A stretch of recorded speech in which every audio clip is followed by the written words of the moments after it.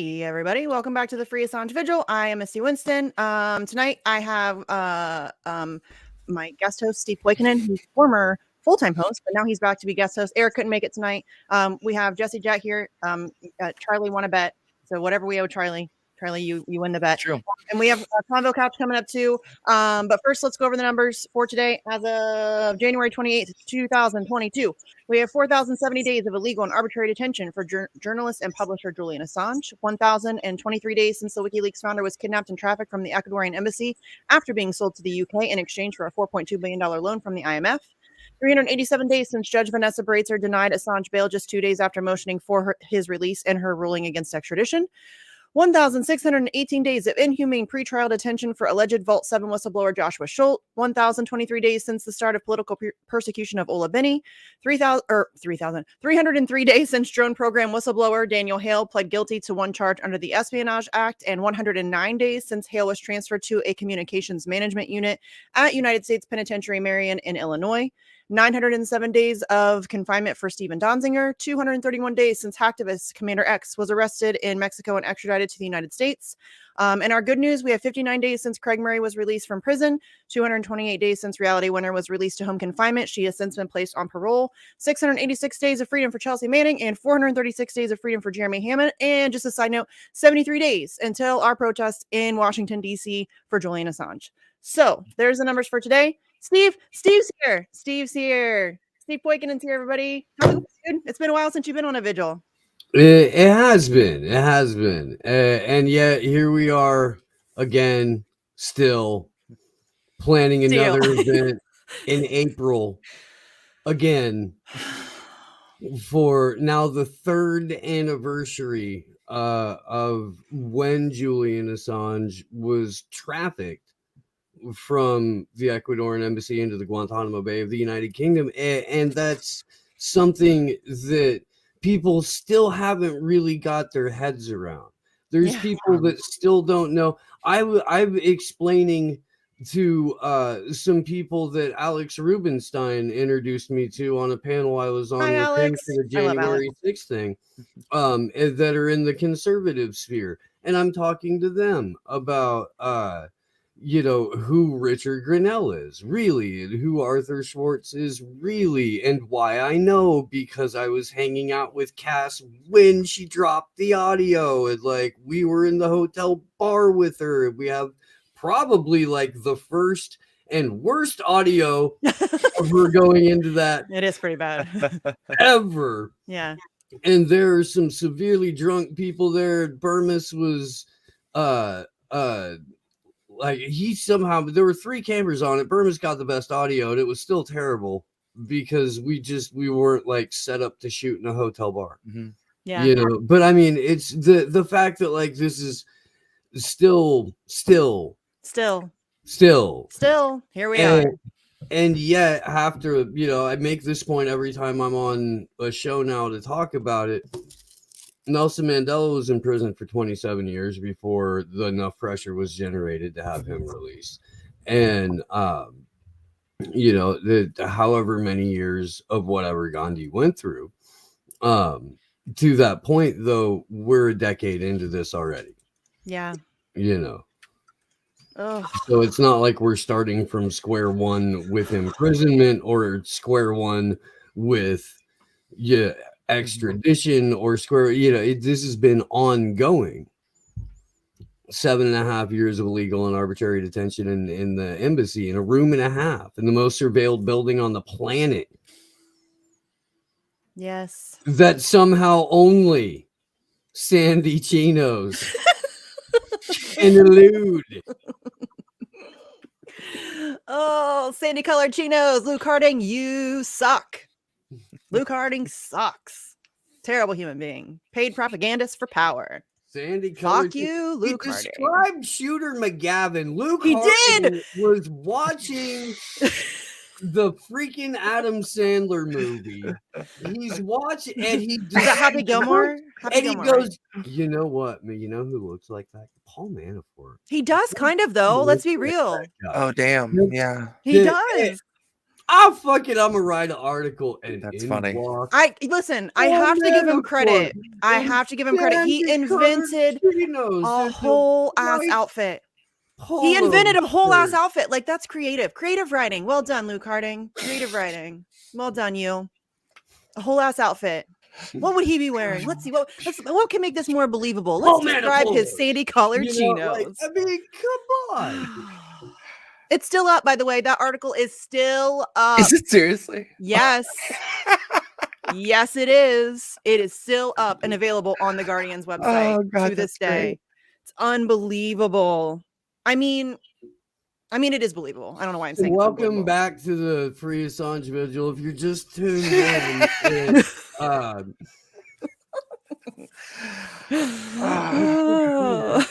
Shooter McGavern went to visit Julian Assange in the Ecuadorian embassy, and Luke Harding wrote about it. Tell me I'm wrong. Tell me I'm wrong. No, you're right. He really totally looked like Shooter McGavern. Totally.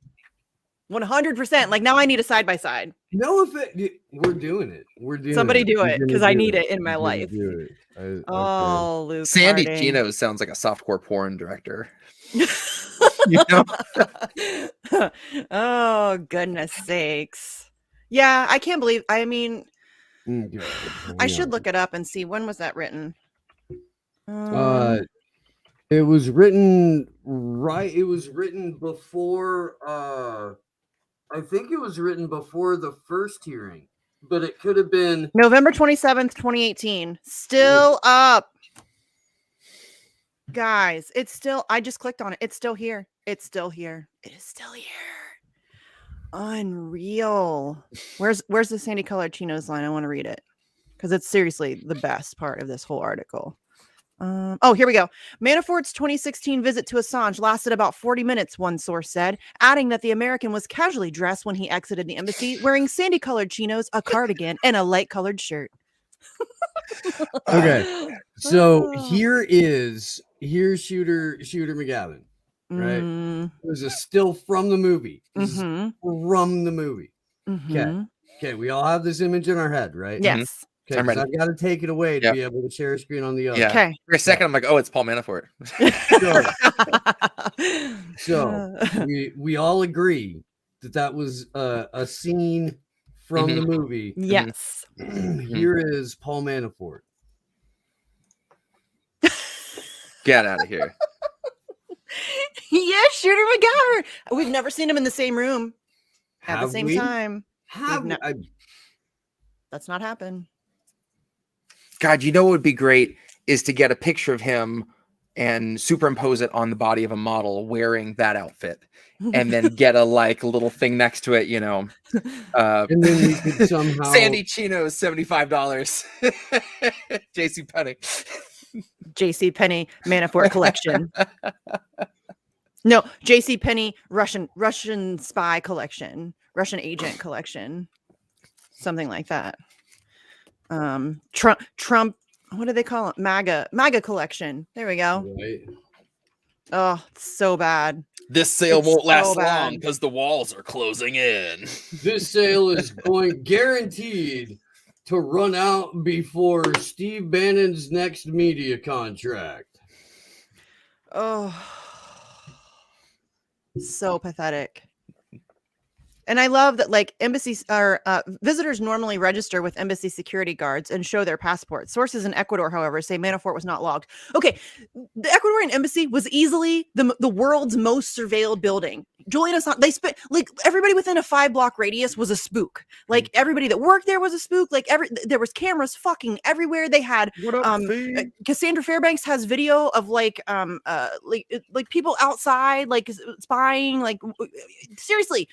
If Paul Manafort had ever stepped inside the Ecuadorian embassy, there would be video. He would have logged in. The staff would have seen him. There would have been a whole plethora of things and evidence.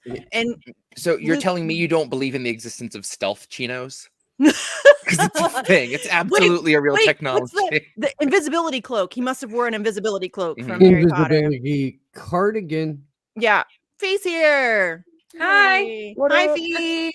Pasta was eating, so I haven't added him yet. I don't know if he's back yet. Oh. Yeah. It's Oh, good to I don't see think. you. I think he said he had to visit his sister or something. Oh, okay. He was here, but he was eating, so I was like, He I'll just let leave us you. watch him eat for a minute, and then that was it. Yeah, That was all I we said got. I'll leave you out so you Just can a little eat. tease, and then he was gone. And yeah, then now he's gone. I don't know what happened. So whatever. What else? We were Ladies just and gentlemen from the Convo Couch Internacional, Firella's Bell. totally though. The Convo Couch has been killing it, fams, all over the damn Seriously. place. Yep. Thank All over. you. Yeah, Yeah. I had to think where I am like every other day. I'm like, I don't know where I'm at. There's been a lot of shit. You're like one of those rock stars who goes on stage and says the wrong city because they forget where they're at. I hope not. That would be very shameful if I did that. I'm going to New York next week. Yay! I'm gonna interview some people about COVID and AOC and that whole district. So Nice. That's right. just That's for a couple right. days.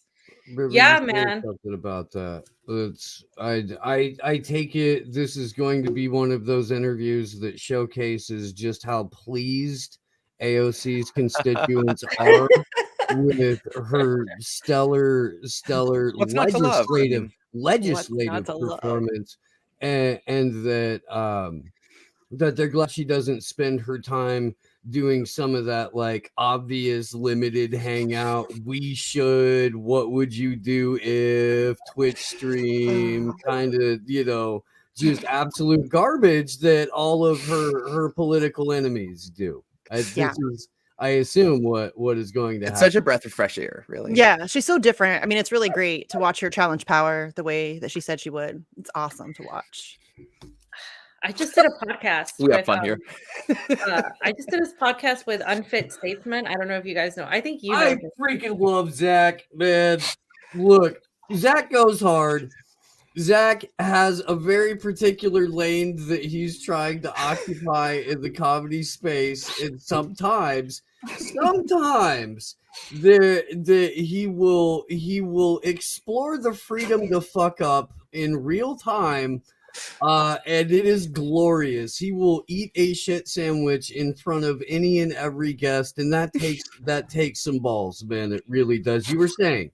No, you know what? When I do those type of interview things where I get asked questions, it's just so freeing. Yeah. It's so freeing, and so, when I'm usually asking the questions and all that, and it's serious, and we do it in a serious way. Like it's just, but like when I do like a podcast, like an actual podcast like that, where they're just like, you're just having a conversation. I just fucking love it. It's just That's why I do bitch, Fiorella. That is why I do bitch. That is why. Pasta's ready now. Hi, I heard we're here to talk about Andy. That's basically the Sunday show on Slow News Day. It's nice. A fun. business model. That's It's what fun. the interview is. Well, Hell I yeah. couldn't like we talk about this all the time, but I can't.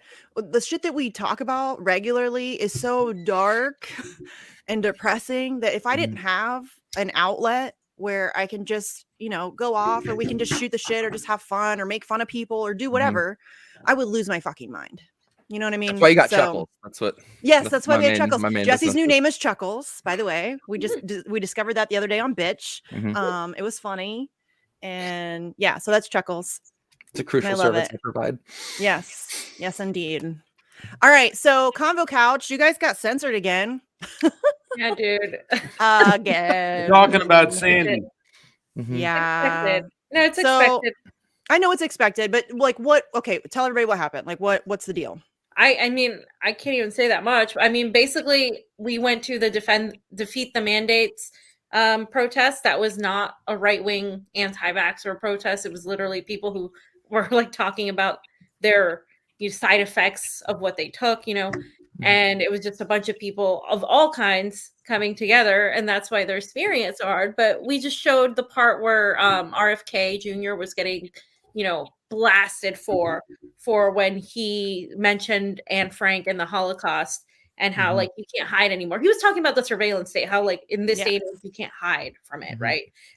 So they twisted that, saying how dare he's anti-Semitic, blah blah blah.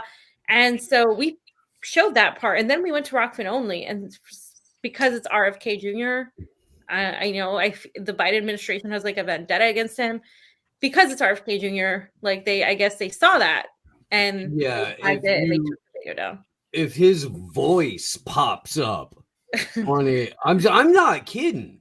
Yeah. I'm not kidding. Then they'll cross-reference it with what channel is playing it. Since it's you guys, they're like, oh yeah, no. Well, like you said, C-SPAN has the exact same video. They didn't get taken down. They didn't get a strike. They didn't get suspended for a week. You know, it's very selective. That's what I wish more people would recognize that, because this happens all the time. Like the stuff that you guys did on January 6th, that stuff gets taken down. And there's mainstream media that has the exact same shit up. Nothing happens to them. And it's ridiculous. Then they get to take our footage, use it. And the commercials playing, but then they go, oh, it's the Fair Use Act. The FBI used it in the case, so we can use it too. And meanwhile, we're demonetized, and that was like one of their silver bullets to get across their narrative that Brian Sitnick, the officer who died the next day of a stroke, supposedly died from the bear mace that was put in his hands by our video. So it's ridiculous. That's what's so frustrating about this. Anybody who's cheering this on or mass reporting people or whatever, shame on you. I didn't think we were going to talk about G-Hive tonight, okay? They already got Sky again, you guys. It's that time of year, man. And there's an election coming up too. The midterms are coming up. So these assholes are going to be out like crazy.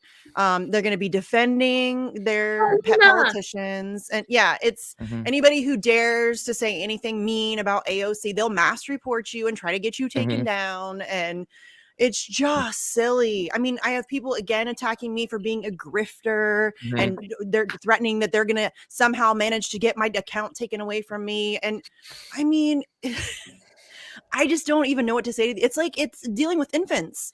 You cannot be a grown up and just, yes, they are. I can't. I can't imagine spending my time. There's lots of people on Twitter that I do not like. I just don't look at their stuff. If I see it in my timeline, I keep scrolling. I have to tell myself those people are paid, at least making some little scrap of something, because the idea of someone doing that as a hobby or just to feel like useful would depress me so much. It's so depressing. It's not even sad. And I hope you're getting paid well. I hope there's some benefits, like maybe you get like some dental or something. Because I really cannot imagine being that pathetic. It's hard to come by, You know what I'm saying? It's really sad. It really is. I don't know. I'm just over it. The good thing is, though, that we still managed to have a crowd on Rockfin, and that's honestly been like our saving grace. And I think I can speak you guys too. Like there's that the people there that we have are like loyal, and we're growing on that platform. We are like losing subscribers, which is crazy. People tell me all the time. They unsubscribed me from your channel on YouTube. Like they did it to my mother. They did it to a bunch of people like who were like my friends. I've been unsubscribed from you guys before. I had to resubscribe. Yeah. So it's like obvious now, right? And it's like, but I'm glad that we have Rockfin. I want to expand to as many platforms as we can so we don't have to rely on YouTube. But it's just like, I think now we're at a point, I don't know if you guys noticed with the mandate stuff, right? That they're losing the narrative so bad. Everything they're doing is backfiring. Like when they censor people, it kind of elevates that profile more. Everybody's like, why are they censoring this person?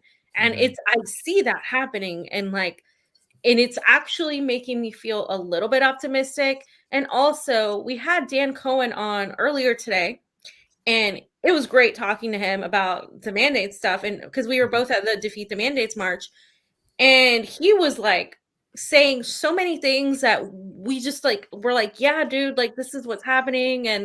And just like how it, like, we should harp on this thing right now where people are standing up. This is the most like the closest, the only thing I've seen in decades where I've seen like a communist and a Trump supporter in the same vicinity. Yeah. Wanting the same thing. It is crazy. It's amazing. Yeah. It's beautiful. I love it. I love it. And I mean, I wish it could be, I don't care what it's for really, but I mean, obviously I wish it could be for Assange. That would be great. But I mean, I'll take whatever I can get. It's got to start somewhere. Yeah. It does have to start somewhere. And it's cool to see, like, that's what's so frustrating about, and I think that they're failing on this too, because they are trying to, it's the same way with the truckers. They're trying to paint that as like a fringe right-wing movement. And that's not the case at all. This is across political spectrums. It's now across the world. I know. Brazil, we covered that today on Facts on Friday. Brazil and Italy, the farmers, Bolivia, like there's a whole bunch of people. Belfast has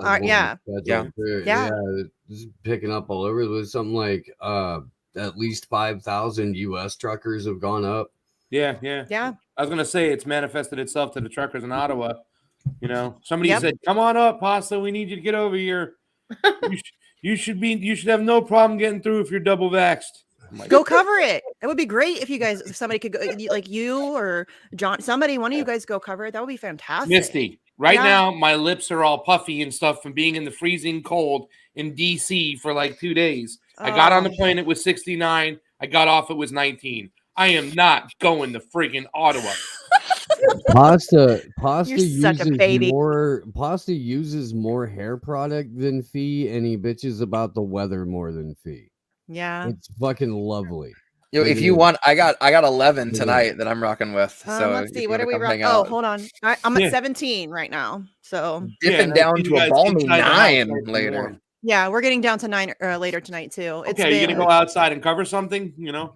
Cover the squirrels running around in your yard for about 5 hours, and you got a deal. You don't have to go for 5 hours. 58 degrees.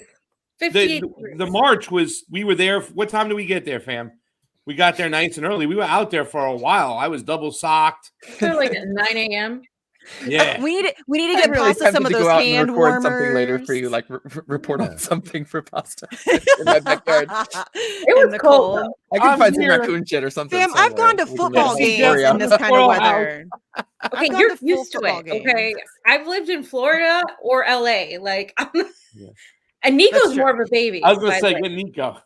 I hate the cold, but I mean, it is what it is. I mean, it is what it is. The last time I saw Nico in DC, he didn't have socks on. He was wearing shoes that looked like he's cold. Somebody's grandma's couch from 1957. Yes. He was wearing fucking capri pants, bro, that were like electric mauve. And it was cold. It was January.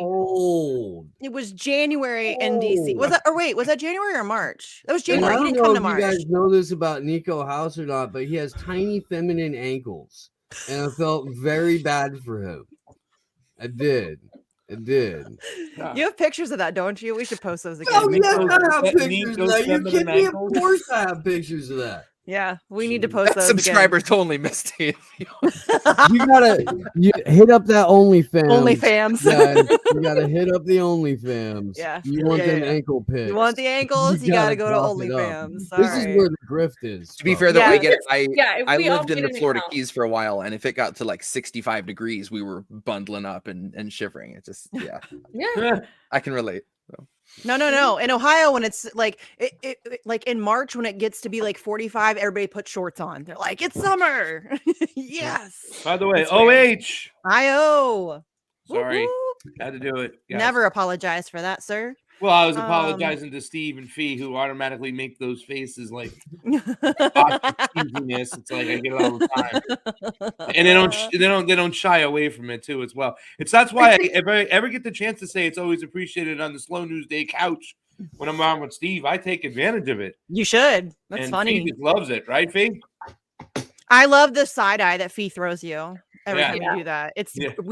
Somebody needs to make a meme of that. It's great. I love it. Looks could kill. Yeah. Like every time you annoy her, it's all over her face, and I love it. Steve said today when I said, like, we need a show where I just annoy Fee all the time. He goes, "You already have that." It's called the Convo Couch, you asshole. It is called the Convo Couch. You should get $1 every time. Every time you annoy her, she should get $1. Should clip that out. That should be clipped out. What? That little moment from this morning. That was funny. That was.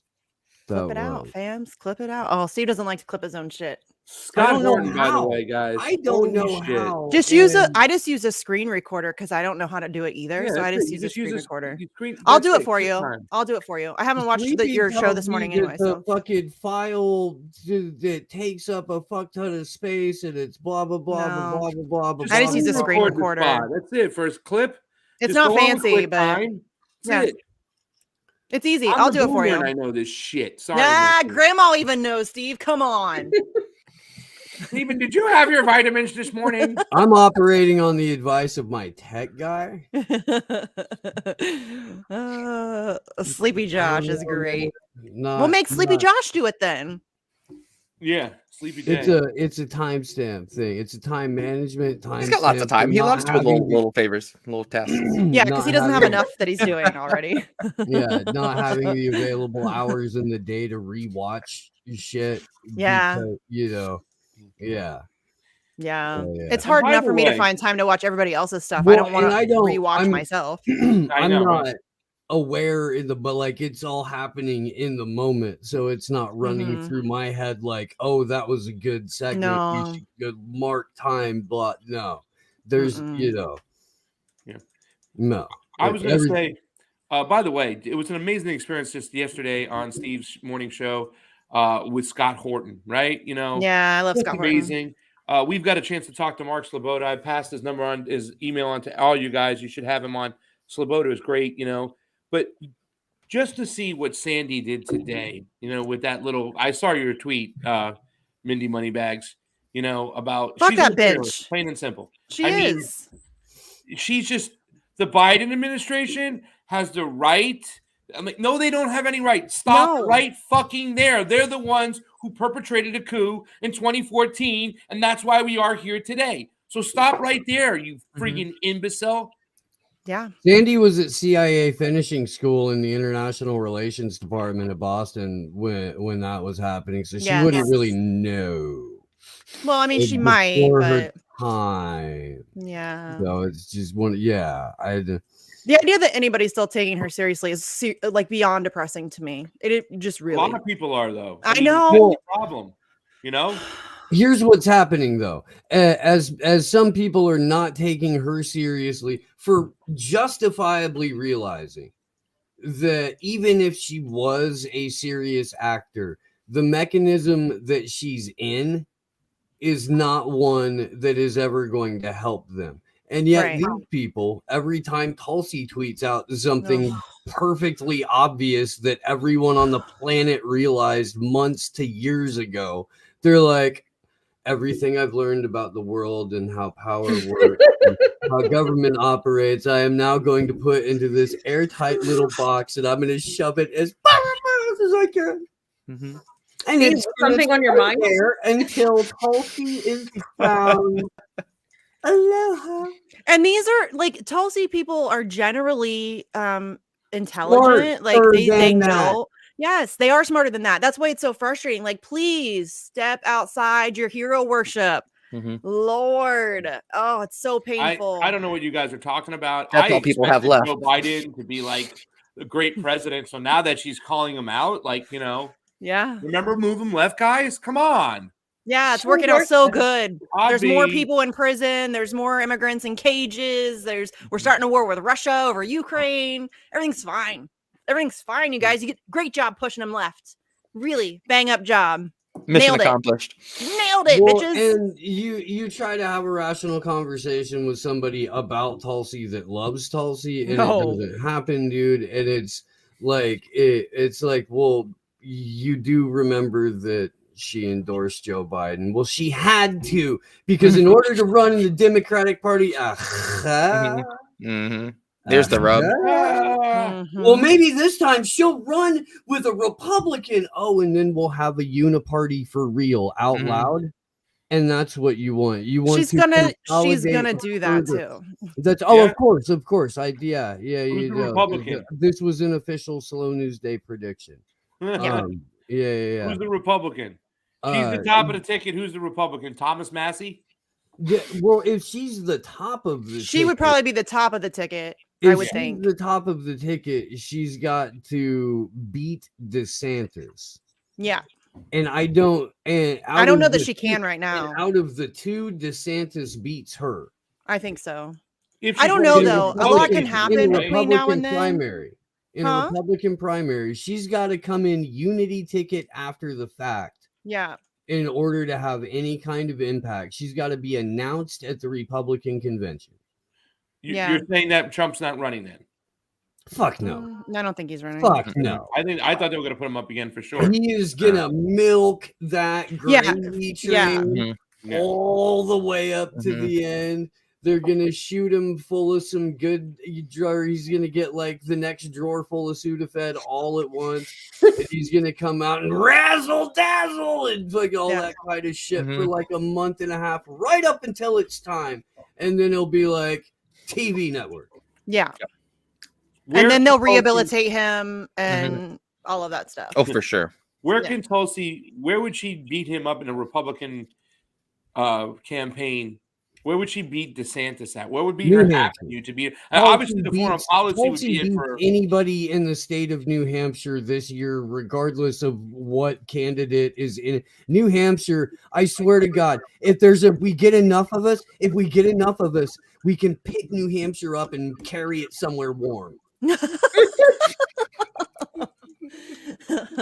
We could take over New Hampshire. I don't know. It's cold. Yeah, it is cold there. I don't know if I like that idea. It is the fucking tundra. No. Yeah. I mean, Ohio's bad. New Hampshire's bad. Plus, it's like, no, I'm not. It's always cold there, though. It's always snowing. Mm-hmm. Yeah. At least Ohio gets, like 5 or 6 months of what do they put weather. on a license plate over there in New Hampshire?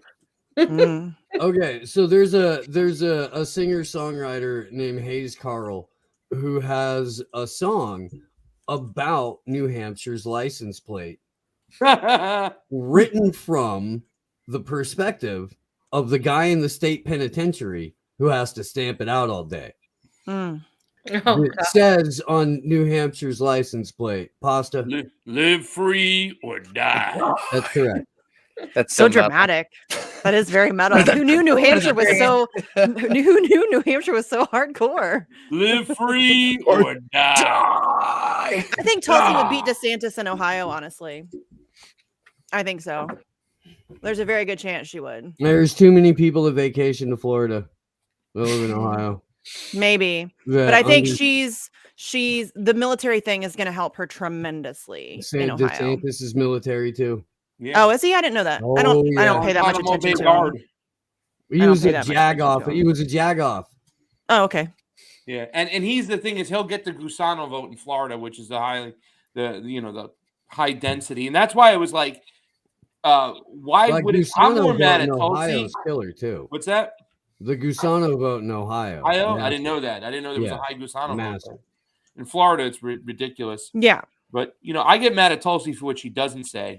When she didn't speak up about the Rents and Air Act, and it's not going to affect her, I don't think as much, but it's because it's a socialist country. So now she's of that mindset. You can't say anything nice about a socialist country because it's not. She was always weak on Latin America, though. Yes, she's weak on all of that foreign. She's in the military.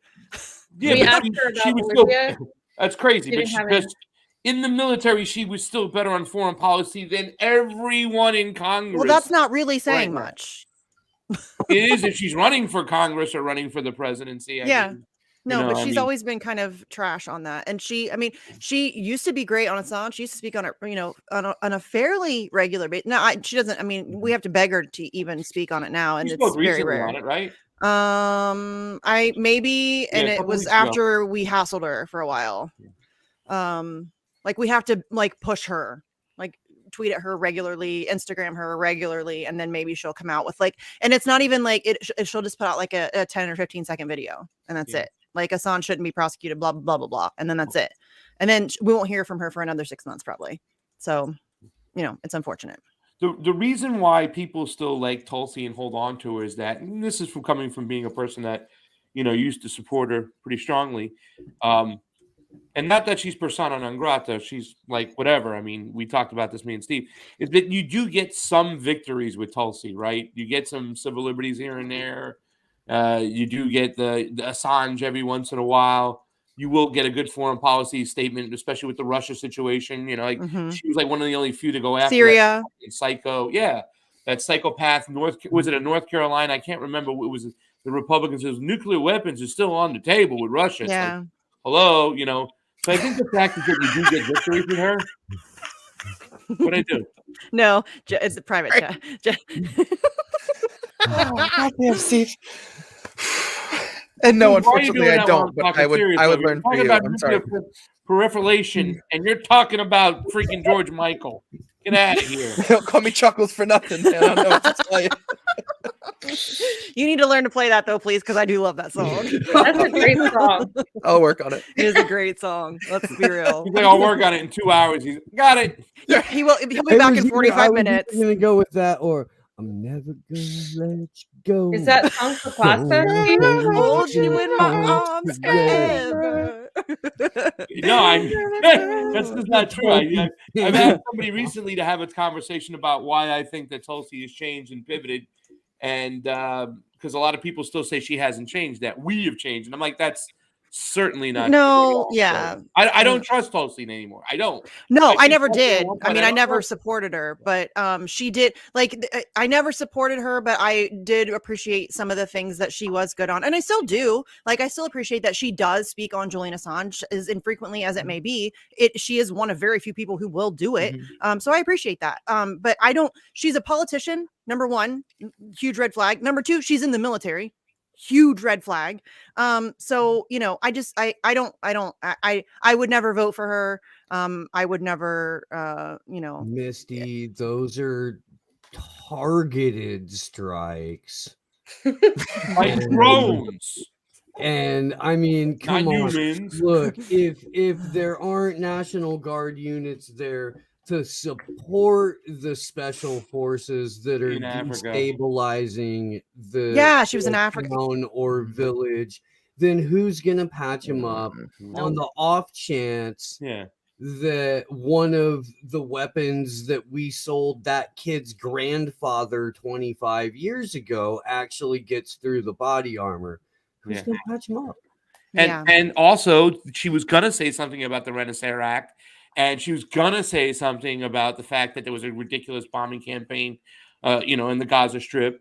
But you know, she forgot and said something. And I mean, there was lots of different times she could have introduced all of that legislation regarding Snowden and Assange and the espionage act. She waited till she was about to get out. Literally 2 weeks before she after the election, waiting until after the election had already taken place.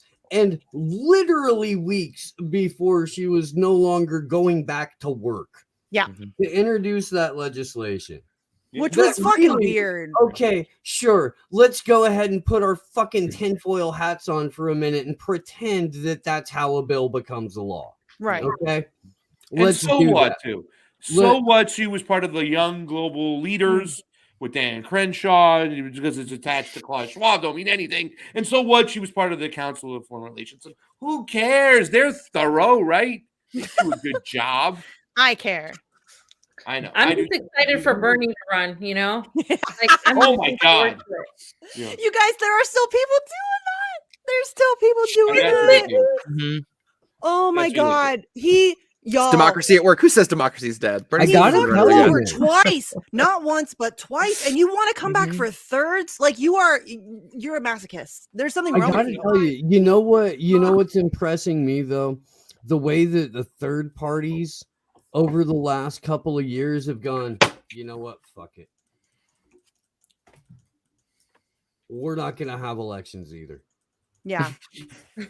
Howie Hawkins is our candidate.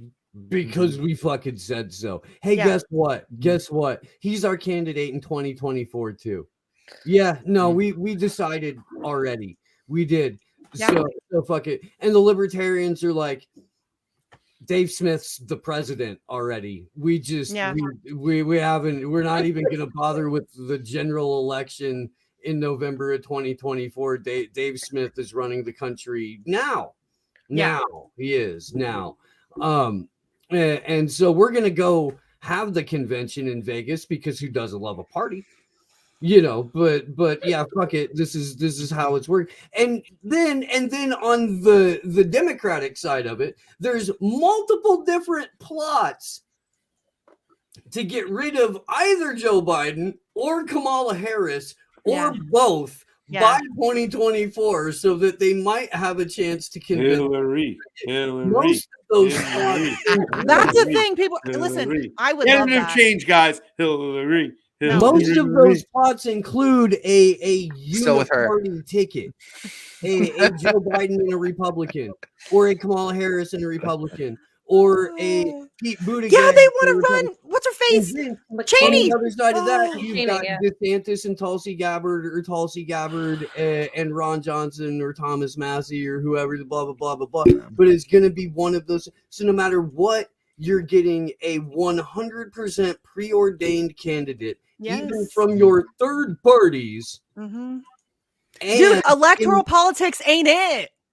I don't know how many times I have to say it. It ain't it. Your election systems are completely corrupted. There's no way you can get a fair election. Your vote does not fucking matter. And furthermore, it doesn't matter who the president is. I don't know if anything can make that more abundantly clear than the fact that we just went from Trump to Joe Biden and nothing changed. Things got worse. But I mean, it's a different cover on the same book. It is the exact same agenda. It doesn't matter who the president is. It does not fucking matter.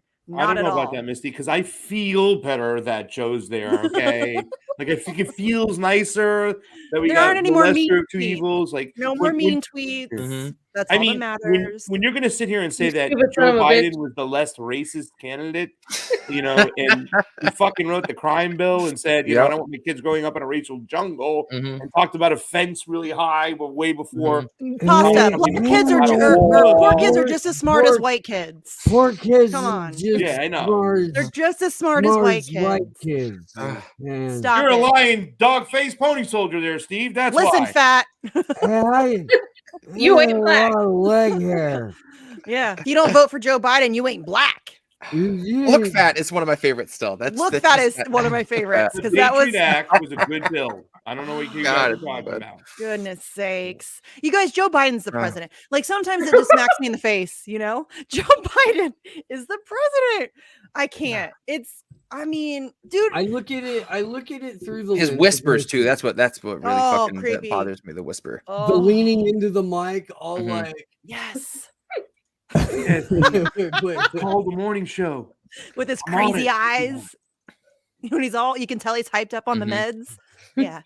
Yeah, he's a creepy dude. And I mean, listen, I love that people. Question if we hadn't done the thing that you're asking us about in the first place, and I'm gonna have ice cream later. If you close your eyes, it's like he's here with us. I know. I don't want to close my eyes though. That creeps me out. Ladies, open your eyes back up. Yes, stay away. I literally when I was cutting up his speech from the Senate floor when he was talking about the crime bill, that shit. Yes, and it's chilling, and it honestly it fucking bothered. I spent probably an hour just listening to this little clip and timing it right. But it's when he's saying he says, what is every major crime bill that's gotten this far bad? A Democratic crime bill. Yeah. And then he goes, that's the secret. A Democratic crime bill. A Democratic president wants 100,000 cops. And even the people sitting behind him look at each other like, what the fuck is his problem? They're just like unnerved by it. He gets so gleeful when he's just laying bare exactly what he wants. Those machinations. He's so horned up about it that he can't resist but just blurt it out full volume. He's proud of it. He doesn't try to hide it. He never has. And Biden's chief of staff is running to go find the aide that suggested that Biden take it easy and watch a Jim Gaffigan video the night before. He wakes up and he gets out onto the Senate floor. Got a new shit. You know what we're really gonna do? I wonder if he's gonna tell him what we're really gonna do. And people just accept this shit. Yeah, they do. This is a thing that's okay. Yeah, I know. Listen, margaritas, guys. Sorry, I know we need and kickboxing. Anybody want to go to kickboxing tomorrow? I think we just all need to go get kickboxing. Drunken kickboxing. I'm gonna go get some more coffee real quick, but I'll be right back. Fee said, not for nothing. I do love margaritas, but let me tell you something. She went right after. I'm gonna go get more water while he's getting more margaritas. No, I love a good margarita, but that is not what I need to like help me feel better about what's going on right now. It's not good. I can recommend rum. I highly recommend. Yeah, I mean, listen, I'm all for it, but that's just such a condescending thing to say. She's such a condescending piece of shit. She's gross. But I love the fact that there are people right now, like the Walker Bragmans and all of those people who are just astonished that Joe Biden is a piece of shit. Like, oh my God, I can't believe are you? Well, that's whole part of it. You have to feign, surprise at it. Well, okay, first of all, dude's been in politics for nearly 50 years. If you didn't know who Joe Biden was, then you're an idiot. Second of all, what happened to pushing him left? Where are the people who were supposed to be pushing him left? Because I've seen no pressure applied to Joe Biden on anything from those people. Have you? I'm waiting. Has anybody seen like even the slightest bit of pressure on anything? Has AOC pressured him about kids in cages? No, they're seriously. rotating villains. So it's like Joe Biden can't do his job because of cinema and Manchin. Yeah, and they can't. It's like, okay, who are you gonna blame next? Who's next? Somebody else is next, right? Oh, it's like Marjorie. It'll be Mitch McConnell, or it'll be Marjorie Taylor Greene, or whoever, or Putin. They'll bring Putin back out. It's Putin's fault. It's exhausting. But I mean, nobody should ever listen to those people ever again. The vote blue, no matter who people, you don't ever listen to them. They're idiots. Clearly, they have no idea what's going on in the world. Or the progressives, right? Who feign outrage now, but we're like, vote for Joe Biden. Those people, why are you listening to them? So don't listen to them. Or the people who were so offended about things that were happening under Trump, who have nothing to say now that those exact same things are happening under Biden. Worse, like there's more kids in cages now. And there's been no teary photo shoot about Donald Trump. I know. We're still talking about Donald Trump. Yeah. And I did hear you bring up Marjorie Taylor Greene. I don't ordinarily say this about white women, but I'd wrestle her. She looks pretty strong, Steve. I don't know. She does crazy workouts. She does CrossFit. Yeah. She does. It's terrible form, but she does CrossFit. I feel like you could just rip a man's arm off like a phone book. Just fucking, just grab it and just wrench it off. I don't know. Can I just say that I love that we're laughing, because normally this show's really fucking depressing, and I needed a good laugh. I needed just a good laugh. Hey, for shenanigans like this and more voices, tune in to Slow News Day, your morning edition, Monday through Thursday, 8 a.m. on the West Coast. Because seriously, this is basically it with clips and apocalypse news. Yeah. Which is every day. Yeah. But if you'd like to get your news 6 to 12 months early, hit me.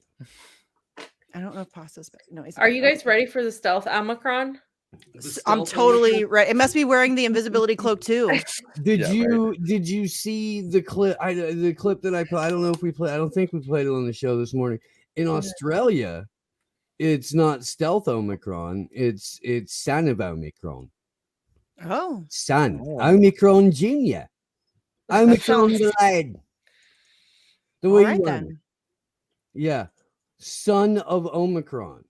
Son of I'm not even kidding. I'm not not making that up. I would like to think of some. Sounds like a Viking movie. It sounds like it's a good band name, Son of Omicron. An American Norse metal or something. Yeah, like a yeah, totally.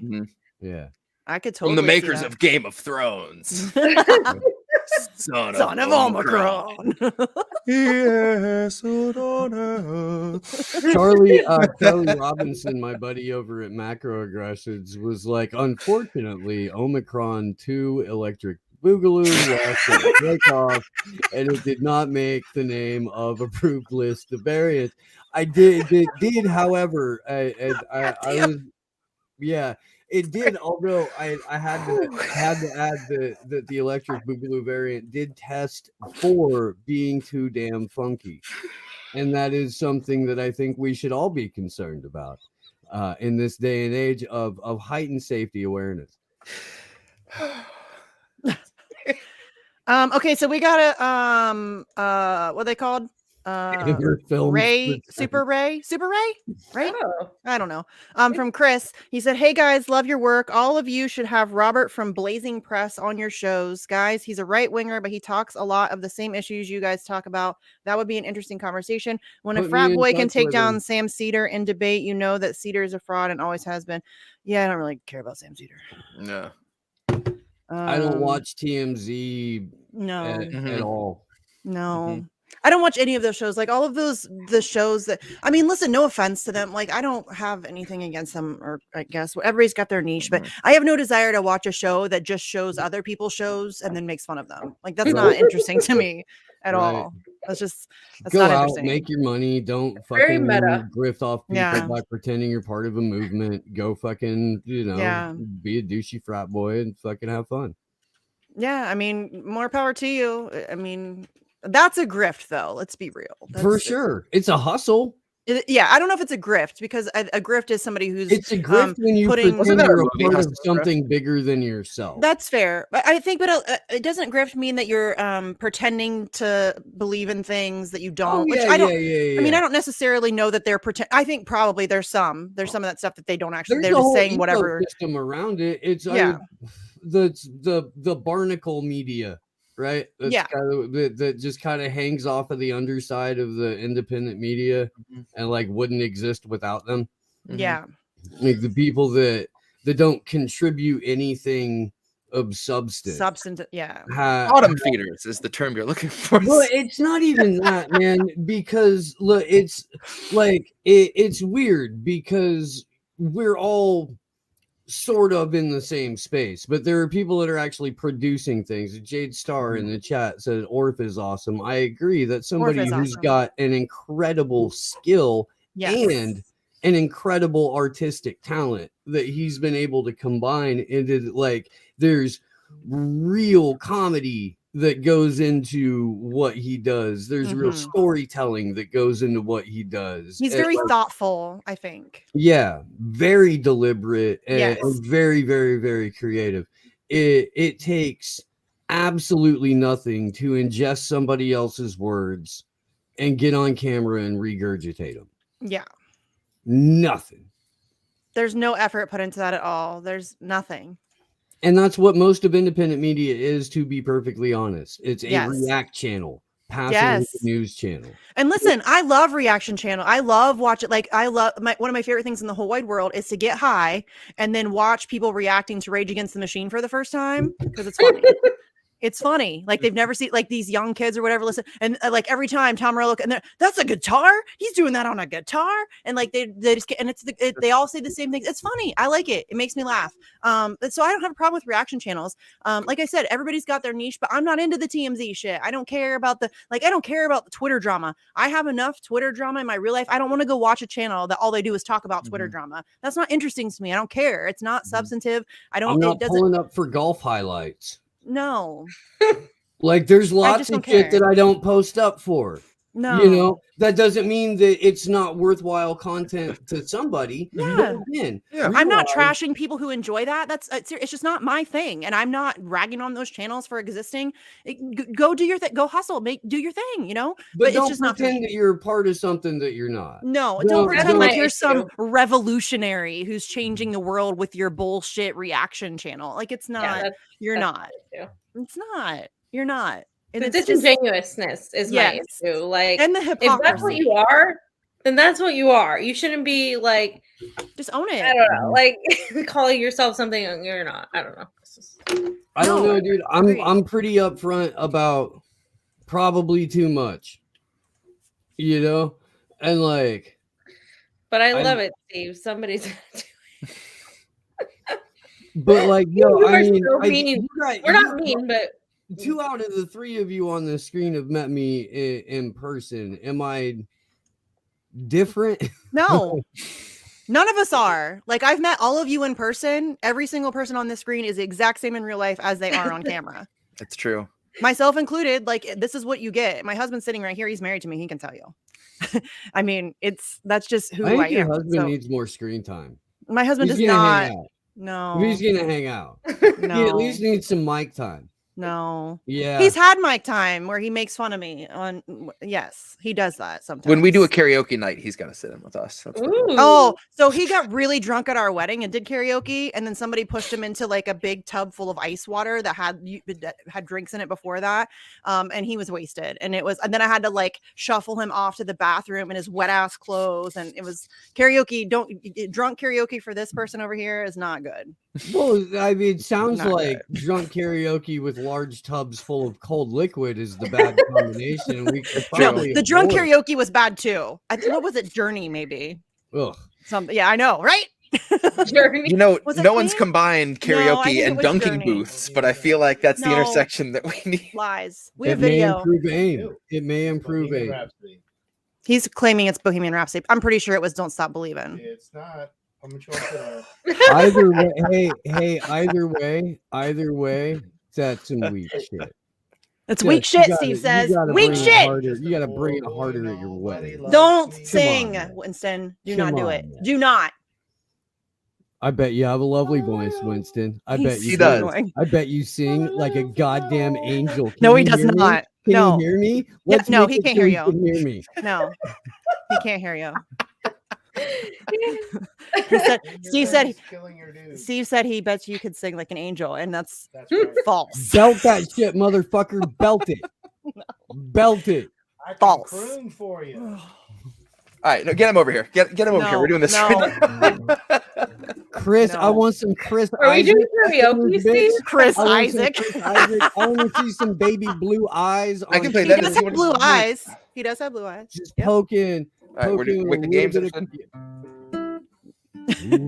of- He's not coming to sing. It's not happening.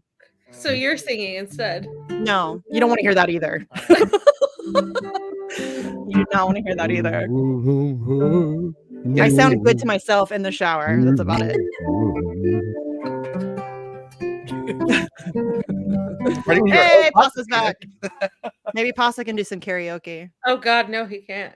Yeah, no, No, you but- guys, hey, come look, on. No, You guys the stop. funniest thing in the world is watching Pasta karaoke DMX. Oh, okay. Ooh, okay, I'm intrigued. I could do some Go on. DMX too. Yeah. No, Because he's self-centered. no. Because he self-censors. And that's what makes it so funny. Oh, well, yeah. I mean, okay. We should do karaoke in DC. She's We like, should yeah, do karaoke. Rockford Premium. We should. That would be fun. We should Look, all get drunk and I'll- do You some gotta do karaoke. that shit No. in person though, because with the lag over StreamYard, it's so No, I Yeah. know that's what when we're in DC. I'm saying. Yeah, we should when do we're all that. together and it's our personal time with each other having a good time. We'll have It's a you free can bail us karaoke. out. I have to. Goddamn Yes, you can. airwaves. It's Yes, just- you can, dude. If I get arrested, Oh, you're bailing me out, sir. We will be divorced. Who are you talking to? You're gonna have to My go husband. to jail. He He's not said, gonna when you bail go to out. DC, who's got bail money? And I said, well, you're going to come bail me out. And he's like, no, that's a No. long drive. And I'm like, Winston, we'll get Winston, divorced, we dude. You talked- can't leave me in Winston, jail. We talked about this. I'm yeah, her grown up. Steve's my grown up. Remember? I wish you could see his face. I don't even have a grown up. Which one of these guys? I That's can only Steve. imagine it as one of pure confidence and surety. You should have just seen his face. He was like, that whole like, really?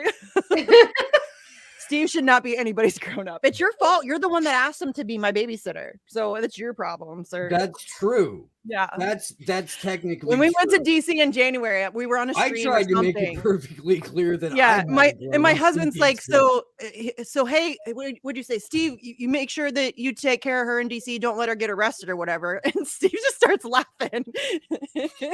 So Steve is my grown up when we go to DC, and Kendra So is Steve's far, I'm grown-up. batting 1,000. You are. I haven't got arrested yet. You're doing a great job. I didn't Maybe that's think because you of Kendra, appreciated though. You got a ticket. I did, yeah. But Kendra's your grown up, It's true. so It's true. But I have I don't- a very kick-ass grown-up. You My do have- grown-up is you have the best awesome. grown-up Being a ever. grown-up, your Kendra should be grown-up all of our sucks at grown-ups. Being a grown-up. Yeah, I'm nobody's grown up in DC. Although Magnus does call me the mom rad. So, because I do walk around like making sure everybody's warm. Do you need any What was water? that last night? Home Rad was the one you came up with last night. I like that. It was kind of cool when it was you, Home rad. me, Amber, and Shanda being like the moms and the grandmas there. Yeah. Yeah, because we're like the old people. We're the old folks home. You know, You're not old, running around. Missy. I'm 40. That's pretty old. I mean, compared to like the little young bucks running around that we like hang out with us in DC, but to like Glory Jones running around, young enough to be my daughter. You know what I'm saying? Like she's 21. I'm like, Jesus Christ, I could be your mother. Yeah, Cynic, home rad. It was home rad. I totally made up a word last night. No, but Misty's a grandmother. No, I'm not. I'm a step grandmother. Oh, thank you very much. okay. So that is interesting. Say, you're a Learning gilf. new things today. I am a gilf. Check me out. A gilf? I didn't know that was a thing. Yeah. You're a grandma too. Oh, twinsies, pasta. Twinsies, pinky swear. Oh, Pasta's definitely getting a gilf meme later. That's gonna happen. Oh, I love to see it. That's gonna happen. Speaking of twins, Trey tweeted something about me being cute or whatever because he's adorable and I love him. And then JB tweeted, "Well, Misty and I are basically twins, so you're just saying that I'm cute too." And I'm like, me and JB are totally twins. I love JB. So speaking of which, he just crossed 700 subscribers on his YouTube channel. You guys should go follow JB. Hold on, I'll get the link. I'll get the link to make it easy for you. We need to get him to 1,000. There's no reason why we can't blow past 700 and get to 1,000. Inexcusable. So what is it? Is it J? No, maybe it's the JB show. Hold on, I'll just look on JB Font. I don't know if it's the JB. I think it's the JB show, but I'm just gonna look on his Twitter because I'm not sure. I know that's his Twitter name, but. We can get him to 1,000, y'all. We can do that. Let's see. The only person out of that entire crew that I've actually talked to is Sabby. I love Sabby. What up, Fred? Oh, I love Sabby so much. Sabby's great. Did you guys see the other day when when they were talking about Diana Ross and then Rome popped and they on all burst into song? Yeah, but then Rome popped on and said something about her being a child molester and their reactions. I tweeted the picture because it's fucking hilarious. Their reactions were amazing. It was so good. It was so good. Oh, why can't I get? That's true though. Yeah, I know, but he just popped like he didn't know what they were talking about, and they had been talking about Diana Ross just like singing her songs and whatever, and so then he popped on there like, yeah, we're talking about Diana Ross. And he was like, what about how she's a child molester? And they were both like, like it just flipped them out entirely and they could not handle it. And it was hilarious. Hold on. I'll pull that picture has the sound of screeching brakes. You can the flip side of that is you can hear it. Tried to talk some shit about Michael Jackson in front of me and Glory Jones, and independently of each other, we both went. Yeah. Hold on, I'm gonna pull it up so you guys can see their faces because it is fucking hilarious. Where is it? Where is it? Where is it? Where is it? Oh, come on. Oh my god, too many tweets. I tweet too much, you guys. It's a problem. Live. Where is We're doing it live. Yeah, we are doing it live. Oh, the audience doesn't care. Yo, dude, Pat Sajak is writing better jokes than Saturday Night Live. What? Pat Sajak's still alive? I thought he died. Pat Sajak on Twitter a couple of hours ago was like, I'm pulling both Sajak Sing Sinatra and Pat Sajak's yodeling favorites from Spotify. Oh, goodness. Saturday Night Live, to be fair, is garbage, though. So that's really not hard. Like, I can write better jokes than Saturday Night Live. Oh my gosh. Does anyone know who Shonda Pierce is? Pasta, did you ever listen to that episode that I sent you at the bonfire about Shonda? I don't think so. Oh, you guys are missing out. Okay. I think I played some of it on the morning show a couple of weeks ago, and it was like some really hectic shit too. Okay. Oh, here we go. Oh. That is fantastic. You can like that look that's on Rome's face. Like, did you guys not know? Did you seriously not know? And he just said it so nonchalantly. He's like, they're like, we're talking about Diana Ross, and he's like, what? That she's a child molester? Like it was like nothing. And they were. I can empathize with that. I know that look. Yeah.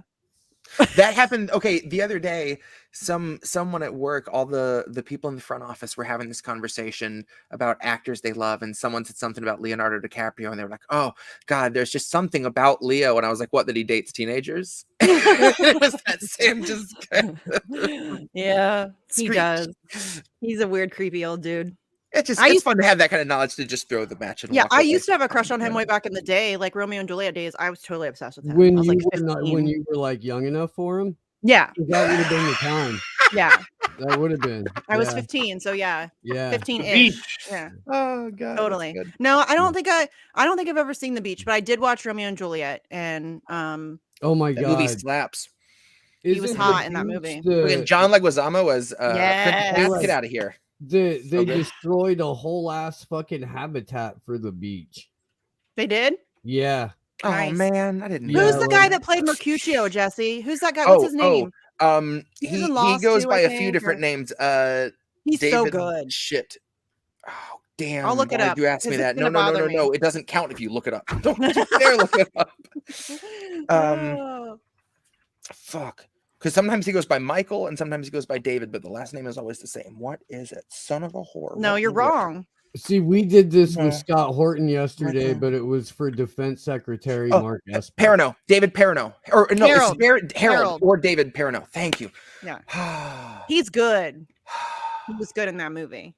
Okay, we got it just in time before you said it. I think. Thank Christ. Yeah, you did. I would have to just go to my shame corner, turn off the camera. Your shame corner. It's by the litter boxes in the basement. Everybody needs their own little shame corner. Everybody has one, don't they? Doesn't everyone else? I do not have a shame corner. Oh. I didn't know it was a thing, but I'm gonna make one now. It's really hanging me out to dry, Misty. Jesus. Big Pauly Pasta, do you have a Sorvino was shame in corner? I feel like Pasta has one. Pasta, What? do you have a shame corner? a what corner? A shame corner where you go to sit in shame. Process shame. That's the thing. Well, No? you should. No. Huh? Everybody, I guess everybody Try should it. have a Trust shame me. corner. Try it. Don't knock until you try it. My husband said was it's called fucking- work. God, it's so true. He hates his job right now. So. It's a little shoulder Salty. check. He's on that fire he tonight, just man. Gave the camera after He's that. kind of an priceless. asshole, but I love him. Priceless. Yes, you. I'm an asshole. That's what I said. Hey, yo, dude, thank you, because it's usually me. I never call you an asshole. No, I mean in general. Oh, okay. All right. I don't think you're an asshole. I mean, yeah, I guess, yeah, I do. You kind of are. He is an asshole. She's like, well, actually, He enjoys being an asshole. You are. I mean, if we're He being looks- honest, you are kind of an asshole. Yeah. Yes. Okay. He looks Got for the best moments, the to be the best, biggest asshole he can. But it's like a good asshole. It's a rare gift. Not everyone can do that. I am. It's not a nasty, I bad am- asshole. It's a good asshole. I am helpful. I And am impeccably clean. funny. You make a good shirt, man. Impeccably You're a clean. shirt making damn fine machine. shirt. Yeah. Shirt making machine. You're drinking really coffee is. right now?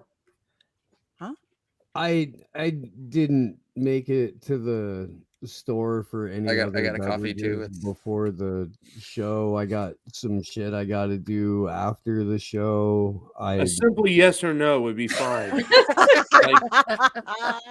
It wouldn't be Steve though. Getting awfully dodgy. I don't know.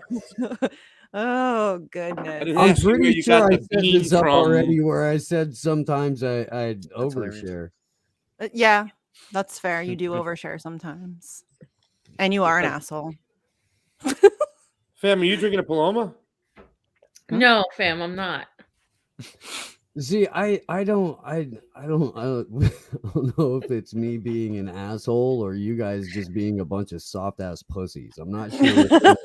You're not an asshole to me, but I've seen you be an Fighting asshole to other people. Oh yeah, no, I'll be an asshole to other people. I Yeah. really try not to. You've be never an been asshole you've never been an the asshole to me. people You've that I gotten on my love. nerves sometimes, but we all get on each That's fair. other's nerves. Yeah. That's fair. Steve, Yeah. without the big asshole like you around, there would be none of us shitheads. I just feel, I'm not a Yeah. shithead. You're not. Maybe a little. Speak for yourself, Pasta. Yeah. I don't know. I'm kind of an asshole too sometimes. Not really. Sometimes. I I don't know. We all are. We have all to are. be. Yeah. Just part of it just comes with it. You have to be kind of an asshole. And I'll keep doing it as long as I keep getting my Hillary Clinton checks. Because Right? people are fucking dumb.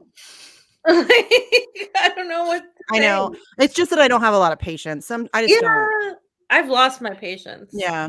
I think I had more, a couple years ago, like 2018-ish. I was a lot nicer than I am now. That patience. Oh yeah, no, that's a secret too. The less patience you have, the less of an asshole I am, and the more sense I start to make on a regular basis. I had a review at my job, and they said, you've done a really good job lately of letting stuff just kind of roll off you. And I said, thanks. I'm mostly dead inside. Yeah.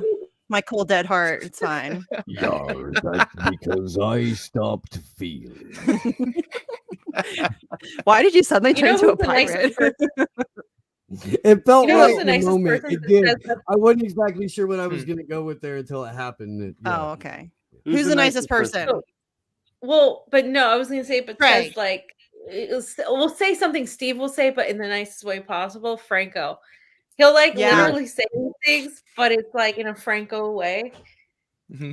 Yeah. And Franco is very calm and nice and measured and, But when he drives, Franco, I hope you're watching, he skipped a red light and a stop sign when he was driving Pasta and I.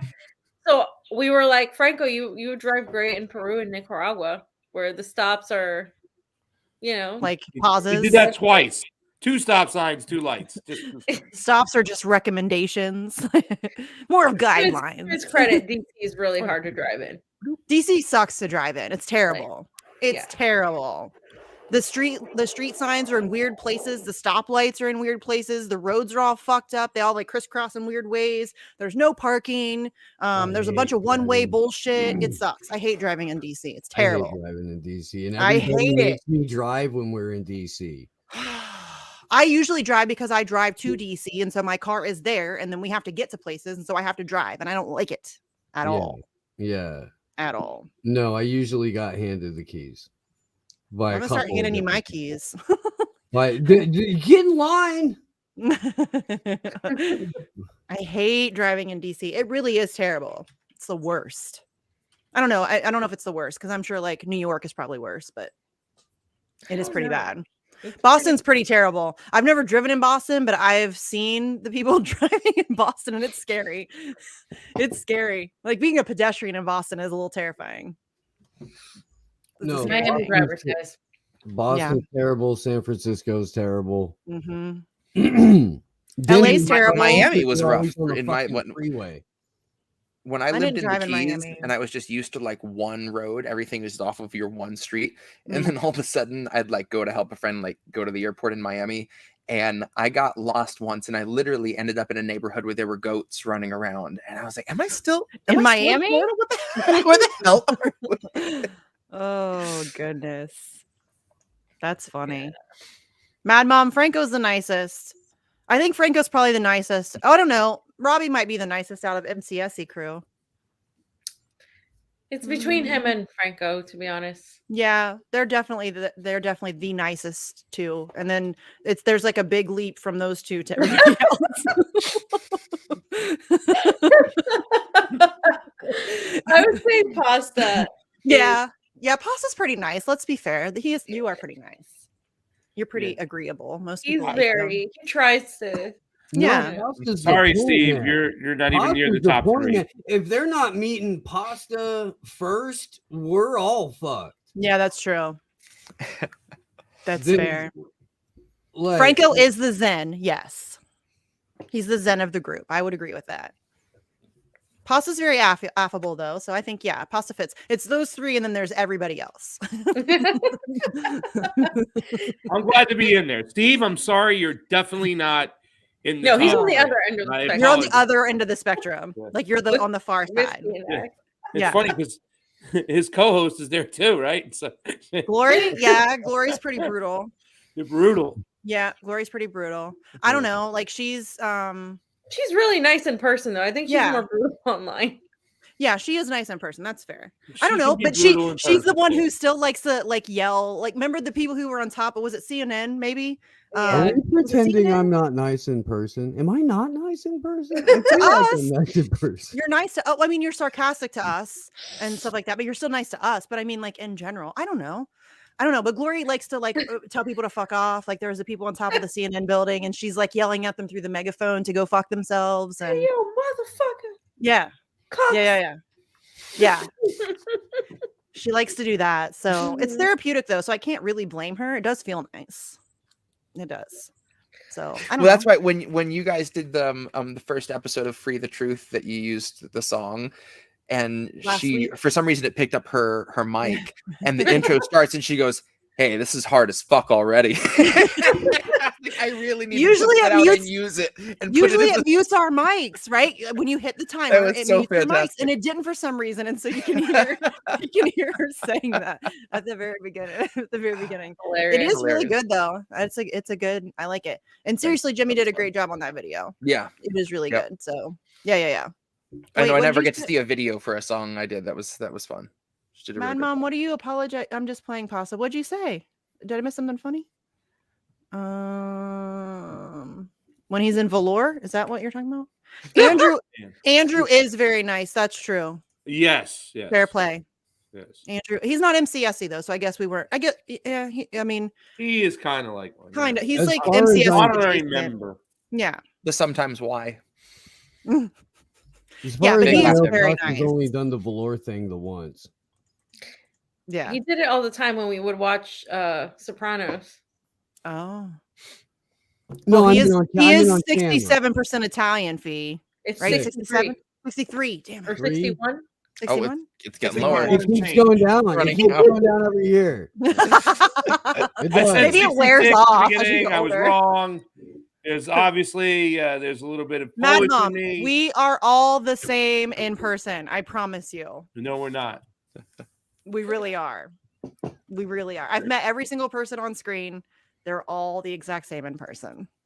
Every single person. Nico, same in person. Andrew, same in person. Glory, same in person. Kendra, same in person. We're all Franco, same in person. Franco's very quiet in person. Yeah.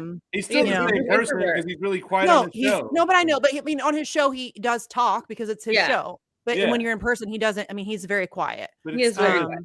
We noticed warm, that. loving, soft voice. Yeah, he does have a So- great fucking voice. Let's Yeah. be honest. He does have a great voice. When I think of Franco, I just think of people still owe money. Not that he isn't usually soft spoken, but in No, that but that was moment, great man. to see him going off like that. That was I know, I love it. fantastic. And I did Yeah. get really angry though. I was ready to drive to DC. I was Yeah. because people were being mean to him, and I'm like, I gotta go. I gotta go. I can get there in You 6 can't and a be half mean hours. to him. Yeah, Like, I was angry. I was yeah, really there are angry. people that you can't be mean to, or I'll get mad. Yeah, Like, and Franco's he's one of those them. people. Well, that's the thing. That's the thing because I don't want to be an asshole. Yeah, But there's sometimes when there are people that have just stepped over a line, hmm and normally I get tagged in for those situations. yeah. Well, that's like when my trolls come for me, I don't give a fuck. But when they start, like the one who attacks the entirety of the American Assange movement, I'm done. We're done. Like, Mhm. you're no longer getting away with it. I'm coming back at you. Like, you can come at me all day long. That's fine. I don't care. Mhm. But you start calling out people like Paula and Daniel and Beth and we got problems now. I'm not standing for that. That's not okay. So yeah, I get really feisty about my friends. Yeah. I won't try to hurt somebody's feelings online. I'll try to make them check themselves in somewhere. Like that's oh shit, I need a break. Yeah. You know, I'm not so like, and I understand that's why it's Mhm. like, oh yeah, that guy's an asshole, because I don't have that setting where you're just trying to lightly spar with somebody. Mm-mm. If I go in, I go in. Like, I'm coming for you. You know what I mean? Like a dagger. Yeah. Especially if you come from my friends. I mean, if you like, I fuck with my trolls when they mess with me. Like, I'll just like banter back and forth with them and like make fun of them. But I get like when people come at my friends. I get angry. Makes me angry. I don't like it at all. So, I mean, but that's like just a whole swath of that. What, like the false petite bourgeoisie, the fucking blue check Jacobin, David Sirota, Those are Ryan the Grimm. worst. Dude. All those people have me blocked. They all Mhm. have me blocked. Me And too. every single time it was because whatever it was that I said landed in a way that they were like, never again. And some of these are people that I invariably will run into relatively soon. Yeah. Although I don't think Ryan Grimm has me blocked anymore. He blocked me, talked shit about me on his timeline, and then unblocked me. Same. So, there's that. That's really brave of you, dude. Oh, goodness. He's such a turd. Such a down punching fuckface. I know. Can't Oh, stand that's him. a good band name. Down punching fuckface. Yeah, he I is. thought Ruling Class Clown Show was good. Jesus, just stepping Ruling it up Class on me Clown Show is pretty good. It is pretty good. I like that a lot. So, I don't know. Down punching fuckface, the yoga pose that's only available at the most upscale studios. You don't get to learn this yoga pose until you can afford a personal trainer. Down punching fuckface. Find out what it's all about for $599.99. Or whatever the fuck Bitcoin plummeted to in the last 3 seconds. Here we go. You're gonna start in already, huh? Here we go. This is I what have people been think we're gonna I have been so nice. I have been so nice. I have been so nice to you every morning that you've been kind enough to come. I haven't done this at all. I don't like it when you guys fight. Hey, Misty. Yeah. How did Assange take money? I'm sorry? How did it? I know the answer. Excuse me, Stephen. See, when Crypto. MasterCard and Visa cut off Stephen. WikiLeaks, They had to go to WikiLeaks Yeah, crypto. and predominantly what? Encouraged Which crypto? people to pay them in Bitcoin. Yes. Yes, WikiLeaks was. They had no other one option. of the earliest adopters, if And they not made a lot of the money. Earliest adopter of Yeah. cryptocurrency, a fact that most people in the crypto sphere have no idea about. But it's a fair and valid point that we have pointed out in the Assange community these many years, specifically to the Bitcoin people. You can have multiple thoughts about one thing. You can, especially when we're talking about it in 2013. Right, when it was worth what? Yeah, but you have multiple It was, negative they calls. made a lot of money on it. And really, they had no other choice. None. They were taken off of every fundraiser. I mean, Visa, MasterCard, PayPal, everywhere banned them. So they were left Thank with. God for Bitcoin. Yeah. I mean, really, Right, yes. Stephen?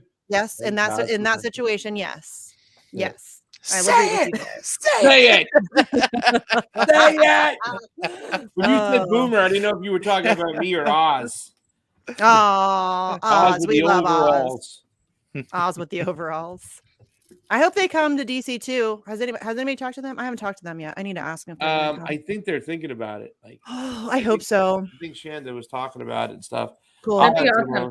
Because I really want to do an anti-mandate protest. Yes, let's do that. Yes. We could do End the Damn Wars, Assange, and mandates. Let's do it. I mean, that's what we want to do. It'll Cross be over in collaborate. April. You ain't got nothing to worry about it. Yeah, let's do it. Mandates I know that it's done. It's all over. we already have we've already decided that because right now you can't even eat in a restaurant unless you have your ID and your Vax card and all that shit. So we're just gonna eat at the spot. We're just gonna we're not gonna order takeout. We don't want to spend any money in DC if that's the case. So yeah, we're just gonna By order April get a bunch of 1st, groceries. they're gonna lift all the mandates. Maybe we can find us a restaurant there in the DC area. It's ran by Patriots. Come up. That's my prediction. People, right? Patriots. Yeah. We saw Patriots this weekend. There was A one dude who literal was patriot. actually a patriot. He dressed up like a patriot. Oh, And he goes to the events. He goes, "This is what I do." Tricorner hat and everything. The nice. whole 9 yards, the boots, everything down to a T, Steven. Nice. Yeah. Didn't that what's his name? Unicorn Daddy or something do that shit? What's his name? Is that his name? Yeah, he did that. I think he dressed did it like at the that. end of Damn Wars thing. Yeah. I remember the pictures. He had like a whole ass boat and everything. It's like, all right, this dude went all out. Let's go. That's I the like event I was sad I missed. The two events that I'm really sad that I missed this I know, year I missed that one too. was just Honduras for sure, and because I'd still like to be there right now, like today, and the end of Damn Wars, But Marie Fonseca, we love you. She's coming to DC in April. Yeah. Woo! So excited! I finally get to meet her. I'm pumped about that. I was That's gonna be stoked great. that even though I couldn't be in DC for I the love her. 9/11 one, that I was in SAC. Sacramento. For that was good. That was. Yeah. Me and Me Joan and Pops were talking about that earlier, I think off camera today, but Adam Kokesh just absolutely nailed it. No, we talked about it on camera, right? No, was it off camera? Will he come to DC? We should get him to come to DC. Well, Johnny did a really great job. What he did was he was actually had Kokesh speaking in a speech while he was showing the marchers in DC. So you see all these people, all this diverse crowd, like in DC, you got Max Blumenthal and Olivia Rondeau and Magnus and Medea Benjamin and Garland. It's all this crazy. That's what we saw this weekend too, as well. Yeah, it was like that, but 30,000 people. Yeah. They're marching, and Johnny has Kokesh, his speech going as you see them marching and stuff. It was pretty cool. It was like I was in LA with Glory. Yeah. We have more megaphones than people. I think Max is going to come in DC. I think Garland's coming to DC. So I'm going to start reaching. It's a little early still to start like trying to book speakers and stuff. I'm trying to get Jesse to come so he can perform. What's the date? The Assange. So the In the Damn Wars is doing stuff on the 10th and 11th, and then the Assange stuff is on the 11th. Or I'm sorry, the 9th and the 10th, and then the Assange stuff is on the 11th. I think we're going to do, I kind of want to do a double protest, do one in the morning at the British Embassy and then do one in the afternoon at the DOJ. Yeah. But we'll see what we can pull off. But yeah, I want to start like trying to reach out to speakers. See if we can get people. I talked to, maybe I shouldn't say that out loud. Yeah. I won't. No, definitely. I'm not going to say it out loud because it's not confirmed and I don't want to like put any pressure. I don't want to be a dick. Don't jinx it. Say it like I can Joe tell Biden. you. I'll tell you guys off camera. Say it like Joe Biden. You know who it is? I'll tell you right now, Mr. Moneybags. Then he opens up his eyes like, this is the adrenochrome kicking in. Yep. 100%. Oh, he's so creepy. So fucking creepy. Oh, Jesse, how many songs do you have, or how many things do you have? I just realized it's that you haven't heard just one. Oh, okay. I just realized it was 10:30, and I'm like, oh shit, shit, it's 10:30. And plus, my mom's like, make Jesse perform. He's not your monkey, okay? I am the entire monkey of this community. I am on call. You say the word. No, I'm your bitch. You call me, and I'm like, okay, let's do a live stream. Jesse, just give him a Steve. I don't do tricks. It actually helps if you then follow that up by not, of course, doing tricks. Yeah. So, yeah. I True mean, story. unless you can commit, I wouldn't. So even though I came to do the new one, I want to do the grift again, just because I feel like it's so relevant to everything we've been talking about. Yeah, no shit. It's dope though. The lyrics in that are great. The Ilhan that Omar was just NFT, like the condensing. That was the condensing down of just everything I've wanted to say to every argument. AP Fact Check and the Atlantic Council yet, though? What? Have you submitted the lyrics to AP Fact Check and the Atlantic Council? No. Sorry. I'm gonna have to ask you to get on the train. I did tag Neuralink and the Gates Foundation though, because I referenced them in something. So nice. Yeah, and World Economic Forum, and yeah, good time, lots of fun. Everyone. Yeah, creepy bastards. We just covered some Bill Gates video earlier, and he's a creepy fucker. he is. He really creeps me out, and I still don't Farmer understand Gates. why some dude who's not a doctor or a scientist or anything has any say whatsoever in global public health policy. It's weird. You don't want to know. And now I'm going to be building a nuclear reactor with Warren Buffett in the middle of nowhere in Wyoming. He's so Again, if you close your eyes, it's like he's right here. It's a pretty good Gates, man. freaking goblin, man. It's Yes. I'm telling you, you got to tune into this morning show. It's basically that with Oh, clips okay. and fucking yeah. All right. Be careful. Mad Mom says she thinks that the pasta thing I saw earlier is in the last 15 minutes. Does that sound accurate? The what? The what? pasta thing you wanted me to clip out? You wanted somebody to clip out? She said it's in the last 15 minutes. Does that sound appropriate? Yeah, of the what Steve said today. good, Yeah. good. Yeah, that show's called the Convo Couch. Yeah. She said I didn't tell Fee the whole story, so when she sees it, she's gonna get annoyed. Oh my goodness! Before yes, Steve she says is. that's the segment of Pasta Makes It Weird, sponsored by Pfizer or something like that.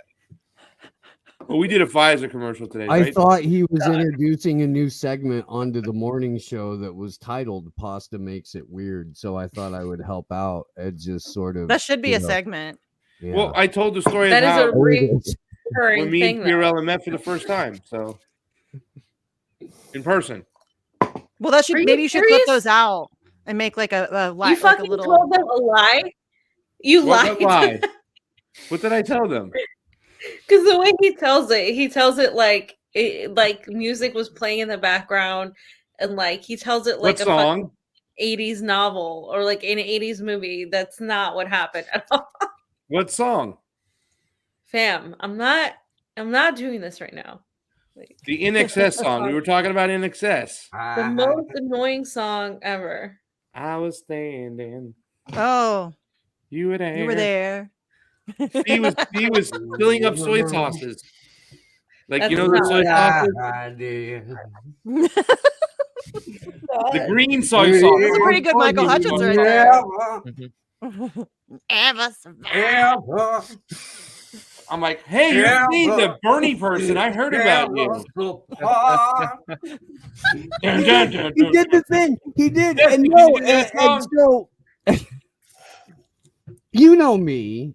V, Yes. I got your back on this. I do. I'm here for you. Now when I you're have out to go there watch it. defending yourself, you After know. he encouraged it, like the asshole that he is. That's what he does. You should know better than to fall for that, Pasta. It's not like you don't fell know for it. Steve. I Yeah. fell for it. He just said, you know, look at him. It's always fell for it. He's an asshole. Yes.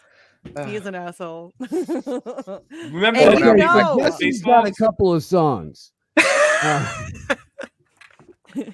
And we're real pleased that he came down to play them for you folks here tonight. Yes, So, we are. so as soon as Tommy gets the can set up over there, we're gonna be able to bring it out to you in Radioland. Radioland. What are you talking about? He doesn't know. He doesn't know. Nobody knows. Oh, Now I'm just sad about Michael Hutchins. I'm just bummed out. I know. Didn't know if he was coming or going. Oh, that should have been a bigger laugh there, really, fam. So I this was the Assange dead visual panning it tonight? to see where it went. I was. I'm just. Oh, you're right. You're right. I'm sorry. I briefly was in a band called Autoerotic Asphyxiation. Hey, I'm not here to kink Wow. shame. I'm not here to kink Yeah, shame. Hey. not too many gigs because every time you try to go on stage, you choked. Is that why? Or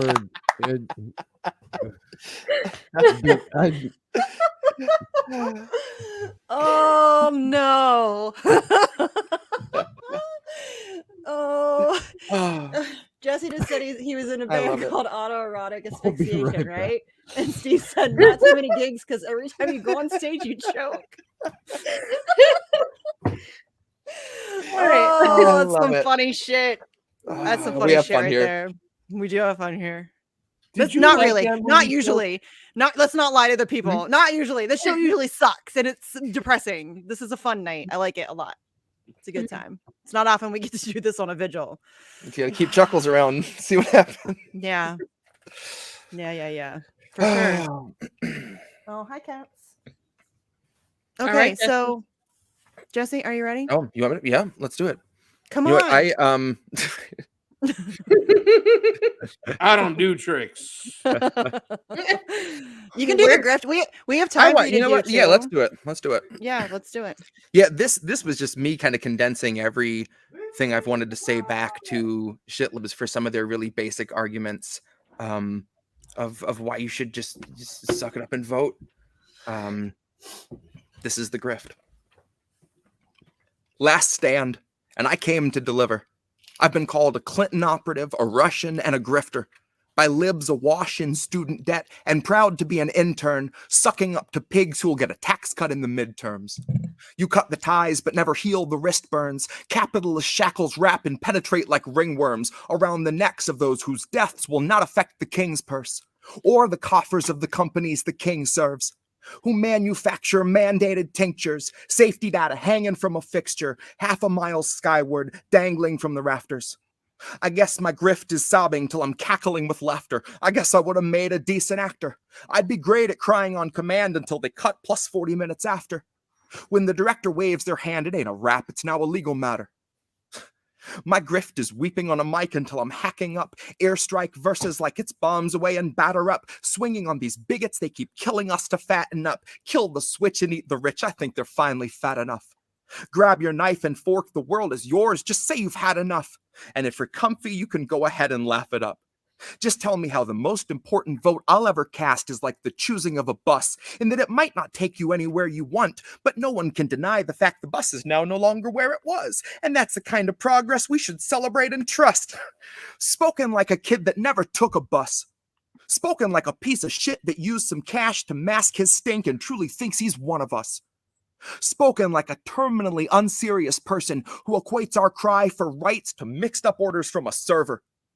And it paints a privileged picture of what you would label urgent, that the worst thing you experienced in life has been the time your waiter accidentally brought a tray of gold flake scallops when you clearly ordered gold flaked urchin. And now you're storming out the restaurant and hopping in a Tesla you got 80 pounds of Tony Fauci merch in. It's best to place your bets on weaponizing the identity of every limp progressive claiming grassroots integrity, and policy's a slippery slope for all of its complexity, so flex your brave resistance with this Ilhan Omar NFT. Numbered 1 of 723.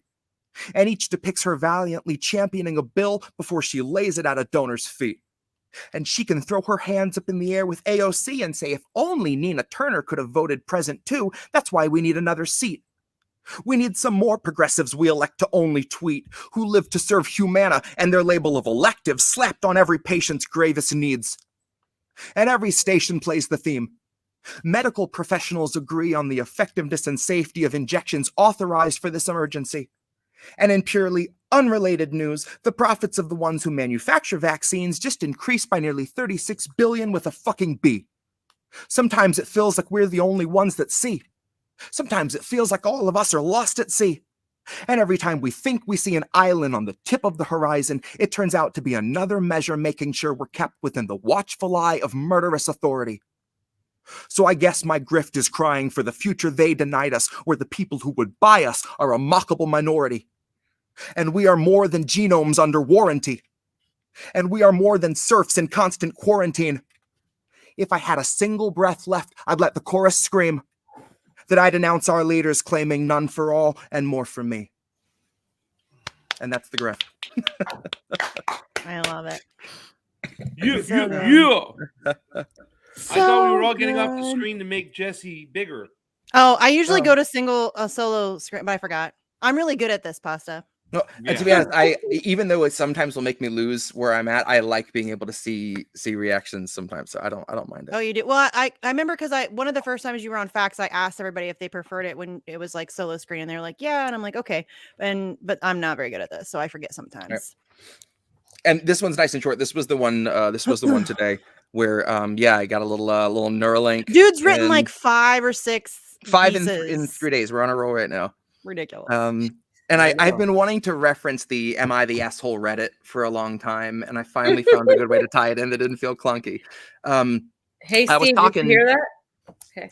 I was I was talking to a guy at work, and it was a really good conversation because we, he'll come to kind of get my opinion on political stuff, and we have fairly different beliefs, but he wanted to know what I thought about Joe Rogan and Neil Young and all that. And I kind of started talking about censorship as a whole. And he even was like, it doesn't make sense that they wouldn't just offer a counterclaim or send their own expert and they just want to silence people. Doesn't that make people just more suspicious? I'm like, there you go. See, you get it. Here you are. Mm-hmm. And we were talking about just, the more you silence anything you don't want to hear, you just get your own little bubble and you live in your little echo chamber. And the term ecosphere popped into my head, which works as either our kind of collective bubble or just what you get to be in your own head after the end of it all. So this is called ecosphere. False alarm. I thought that help was here. But it was my own reassurance bouncing round 100,000 times in my own ecosphere. If every time you speak, you keep it off the record, consequently, you can keep your record clear. And if you mute the speech that shakes your frail beliefs, you only seek to insulate your image and continue down the stream in the direction clout and credit steers. Directly from your mouth into am I the asshole Reddit's ears. Directly back into the greasy pockets of some Gates Foundation financiers. And then directly back into the frantic final thoughts of early trial Neuralink volunteers, staring at the numb and mumbling vacancies where recently had been their peers, half of whom are glitching with a memory stuck on pause, and half have zero fucking clue just who they are or why they're here. It's been said that fear is all we have to fear. But that was back before the Bezos fear condenser came along, distilling concentrated fear that's diamond pure, crystal clear, oppressor strong, and woven into every single article you read and every song they fucking let you hear. Then Elon heard that Jeff enhanced our fear by 86%, and he said, hold my beer. And not a single sheep among the herd would turn their head or say a word because they were all too busy begging for the shears, begging for the muzzle, happy just to guzzle feed and watch a screen for all their years. To each his own. You can't afford a home, but they'll let you have your cozy little ecosphere. And there among your own devices, you can break the seventh seal, overthrow the oracles, and slay the seer. All the tomes were burned and all the lips were seared. Shut your eyes and all our lives just disappear. Now blink them twice. Welcome to your ecosphere. That's it. Nice. Oh, yeah. That was a shorter one. You're a slacker. That was shorter. Oh my God.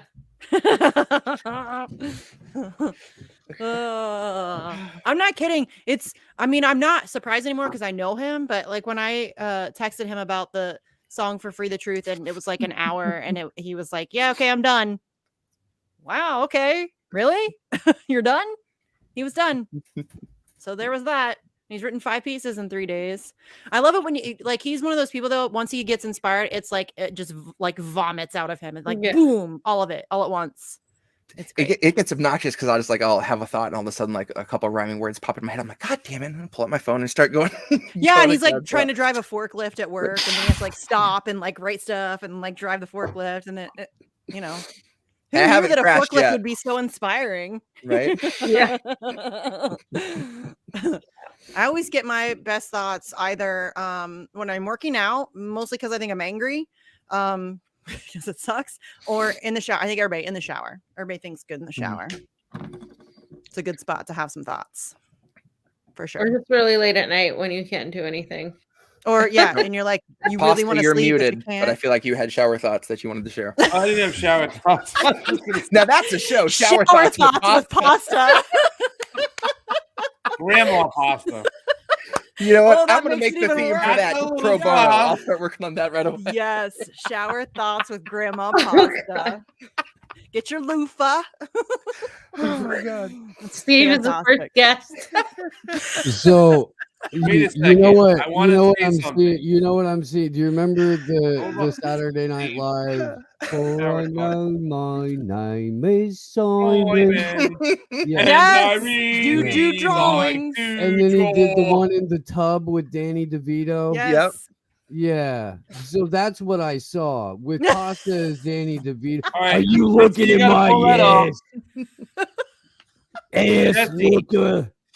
That's I just took a turn. My cheeks hurt. I just think, Jesse, that when you get that inspiration, you got to milk it for all it's worth, right? It comes in spurts. Chicho! Like, I hate those people like, did you finish that thing? Oh, I feel shower like thoughts. grandma because it's like grandma's trying to be serious and everybody's laughing. What are these kids laughing Shower about? thoughts with pasta. I don't even Shower know what thoughts the with heck Grandma they're Pasta. talking Seriously, about. that needs to happen. Yeah. Like a shower cap and a loofah Ma'am, and the I'm gonna whole make thing. I'm gonna make that theme song. Pasta, I don't care you if it's just just for totally- Jesse. I'm making that song. You need to do it, Pasta. It'll make my You're gonna day. get 20 Seriously. bills. Oh my god. It'll be great. It's just a 3-minute segment. We'll put it on the Yeah. morning It show can be once like a deep week. thoughts with Jack Handy. And Yeah. just like a Mhm. quick like just thought of the day, shower thoughts with Grandma Pasta, Mhm. and you just give us a thought, and that's it. Give me an I think it's example awesome. of one. We'll And then give you we can try to get a a whole formula ass and I can do template. that. We'll give you We'll a give you a whole whole ass template thing. Yeah, with we'll a start shower writing cap them. and Alright. everything. You just gotta center your face on in the moment on camera, And then just deliver it deadpan, and and you'll it'll be be great. in the Can I tub. just put a shower cap on and do it? Yeah. Yeah. You can Shower have a thoughts with towel. grandma pasta or just pasta? I don't know. Grandma Pasta sounds better, I think. Whatever Shower you're thoughts. into, man. Thank you. However, I And then we'll identify. put the I clip up appreciate on that. Pornhub that's like Gil gets off of the shower or something like that. Yeah. Steve, you made it Feel so weird. accepted here. Thank you, Steve. Steve makes it weird. Today's episode of Steve Now Makes It Weird. He pushes the shower scene too far. Leave it to Steve. There's Jesse. the spinoff. Right? Look. But wait. All right, he's still all right. That the shower scene. Maybe is over, don't. Steve. Maybe there's don't. more. There's more. Yeah. But Oh. I mean, Jesse, as an artist, right? And I mean, I always joke around about me and Fee, like how we met and stuff like that. But we were both like kind of like in the art form of being actors and actresses, right? Like we were.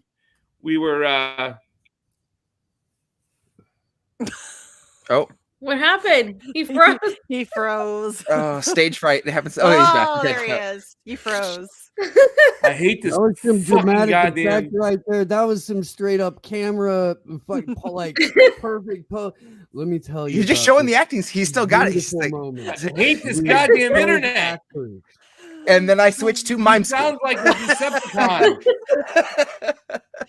Oh, serious. All right, okay, Archie. please continue. I couldn't hear you guys. The internet was like going crazy. No, all you sounded like Decepticons. froze. You froze when I you were know, telling and the then when I story came about back, being everybody- actors. You went into a K-hole, but you're back. You were at the Dude, have you ever gone into a K-hole? It sucks. It does suck. Oh my It god. does suck. And in a pinch, it really isn't really cool to like, take liquid form K, a special K, and put it on a plate and cook it in a 7-Eleven you microwave, and then fucking- scrape What? it up. But that's how you can actually end up in a K-hole. Just letting you know. Yeah, It's not good.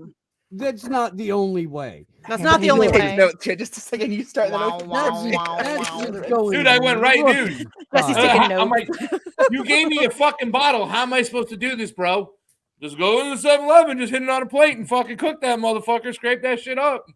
That's true. That's true. Mhm. That's true. But that's I'm not the only way. I'm learning so Right. much. I was homeschooled, so I never learned any of this. So this is really Like I valuable. learned this in public In a pin. school. how to Okay. cook The candy. K-hole class. Yeah. Well, I grew up in Florida. In Florida public school, you absolutely learn how Oh, to go okay, to well, a that's K-hole fair. in public. That's fair. Where in Florida? Panama City originally, and then moved down to the Keys for the second half of my time there. So, Oh, that's crazy because you were there and there. yeah. Yeah. I went from the like base of the shaft down to the very tip. So Yeah. You went from In one technical tourist area terms. to another tourist area. yeah, exactly. Nice. At least you got Where's the, your the mind's full at? experience. Mhm. You know. Yeah. Yeah, and The full There's some Keys dirty is definitely places what in people Broward like. and Dade.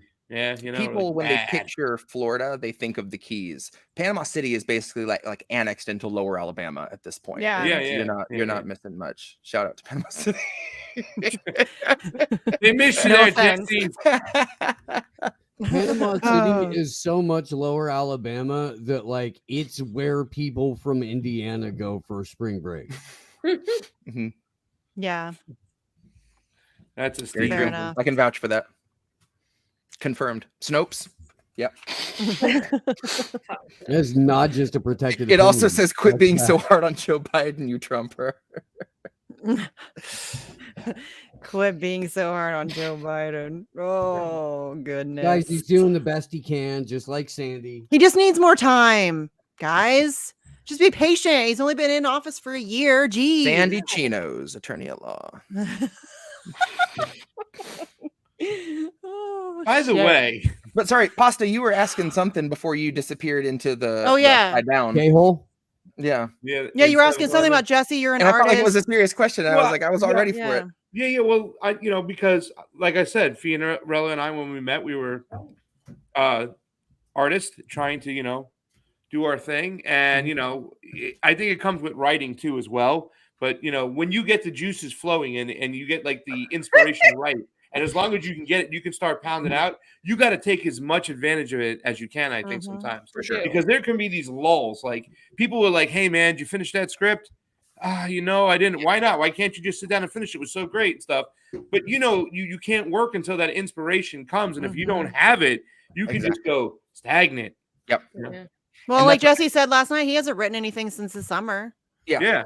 And now he's pounding out how many songs, right? Yeah. So keep it going. I was just thinking about this, how people look at very well produced shows, short shows, or like twice a week, 3 times a week shows that where there's forethought to it. Planning, like legit, scripts, there and writes and rewrites, and people talk about where the when they're going to throw to what particular clip, and they've got break moments, shit like that, and what all goes into that versus what goes into however many 100 approaching 1,000 videos for Convo Couch, or more than 1,000 videos for Convo Couch, and the like 600 some that are on Slow News Day, and the couple hundred more that for interviews and shit like that, or several hundred more. I don't know, how many minutes of interview do you think you've done, Misty, just in the last year? Oh my god, a lot. Show, we do long form. Yep. A lot. Yeah. And to have as few moments of dead air or like missed beats as we do for people who don't have formal training, as it were. Do you know what I mean? For people who don't necessarily don't have a background in it professionally. There are people who have a professional background, not just in journalism, but news broadcasting, who could not do a 2-hour show on their own with having anything substantive to say, without repeating somebody else's words over and over and over, or just sort of translating somebody else's thoughts with a little bit of their own words. It's weird. It's really weird. Like, I don't know, man. There's something about like this particular group of people, this particular network in general, where I have taken in a significant amount of like quasi mainstream comedian content and quasi mainstream, like news show content. And I'm gonna brag on the people that are on this network a little bit, because holy crap, dude. Like, everybody is light years more talented than a ton of these motherfuckers. It's crazy. And that's saying something, because I mean, you guys are great. I'm awkward as fuck though, and there are times that I just like blabber on and ramble and whatever. But yeah, it's pretty sad when you put in a ton of work though. I do. Okay, that's fair. I do put in a shit ton of work and research, and all of that stuff. But it's still, I mean, it's sad that because you're right. There's like people who have heavily produced shows, who could not do like an off the cuff because there is no, like, yes, I do a shit ton of research for in particular our long form interviews on Facts on the Ground. Facts on Friday, there's not a ton of research because it's just like we're doing like 15-minute like news segments, like we're just talking about a story for like 15 minutes and then we move on to the next one. So yeah, I do a little bit of research on the things that we're talking about, but it's not like a ton. But our long form interviews, I do a lot of research on those, but I don't think a lot of people could do because we don't script anything, nothing. Like we do the research, we do the work, and then we just talk. Like there's nothing. We have no, we might have a couple bullet points of things that we want to make sure that we hit, but that's it. There's no script, there's no plan, there's no nothing. It's just, we're going to go talk to this person and we're just going to go with it. And a lot of people, I don't think can do that at all.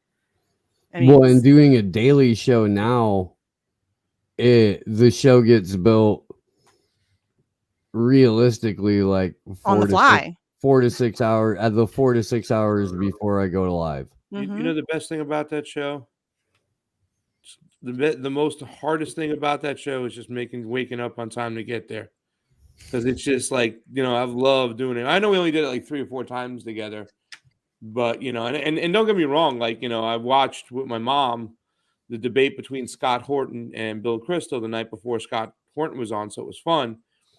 But there's something so just like rewarding when you can kind of like, there's a relaxation on that show where we just sit back, we kick it, we just talk, we're having coffee, you know what I'm saying? And we're still talking real shit. You know what I'm saying? It's I prefer that. It feels more real. I can't do I like both though. I can't do this like the kind of scripty stuff. Because I think maybe it's because I'm so awkward, it comes off very phony. Yeah. And I just can't. The thing is you could like for the Convo Couch, right? Like what Steve was talking about, how many thousands of videos we did. Well, there's thousands of docs for each one of those, and really to tell the truth, a part of it didn't start. It started off as again, I don't want to get ahead of myself over here and say that I didn't want somewhat of a professional show. I said I wasn't going to do a show with just a webcam in my room. No way. I wanted to bring some authenticity to it because we were, once again, in the business. So, you know what I'm saying? That's important. But we just did the Google Docs thing because I think it was about being courteous to one another. Like, right, you want to talk about something, let me see what you're talking about. I want to talk about something. It's cool.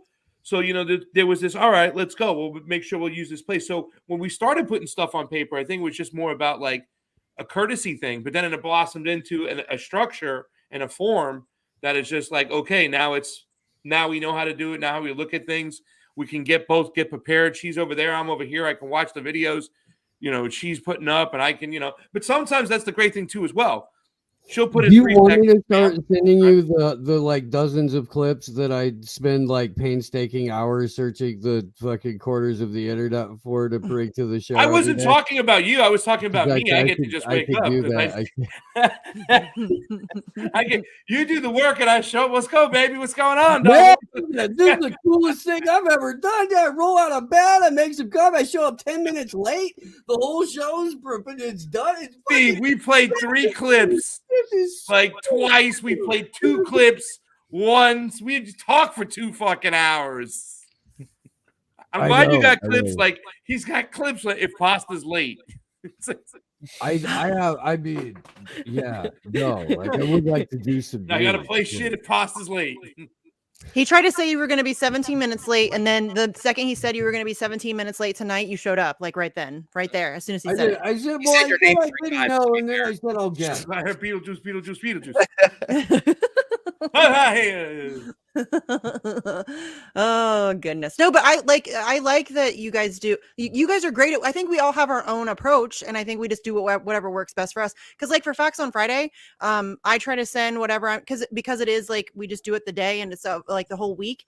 Like that day, that morning, I'll send Jesse the links that I want to do. He sends me the links that he wants to do, and then we just kind of.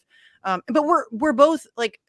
I mean, fairly well informed. So we're both kind of following the same stuff anyway. So it's not like we have to do a shit ton of research. It's stuff that we already can hold a conversation about. You know what I mean? Yeah. No.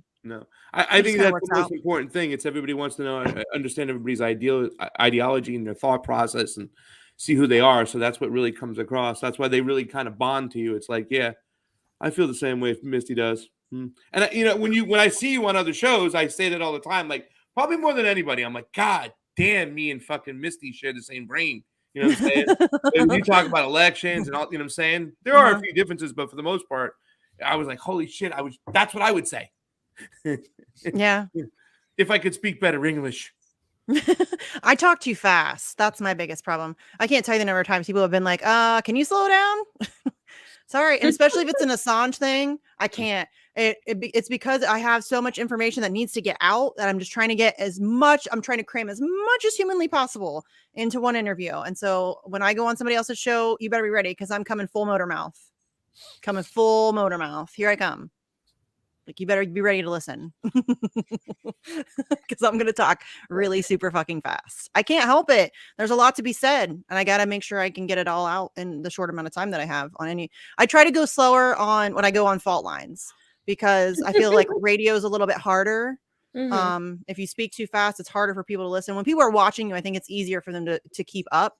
But when it's just audio, I think it's different. So when I go on fault lines, I try to slow down a little bit. It is still hard because I know I only have 15 minutes. Huh? You kind of have to anyway. For fault lines? Yeah. That's still on the I air? was waiting for that comment. I was waiting for it too. I figured it was coming. That's still on the air? I didn't know that was still a show. Yeah. Shane just left though. I don't know why. I don't care. There's some new guy. I don't remember his name. Austin, I think maybe.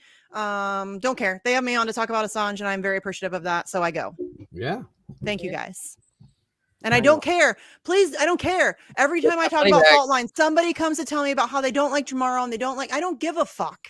Do not care about your petty beef or your personal beef with whoever. Like, I don't care. I don't care if you have a beef with Reed Coverdale when I go on his show, or I don't care if you have a beef with Pasta. I don't care. Don't give a fuck.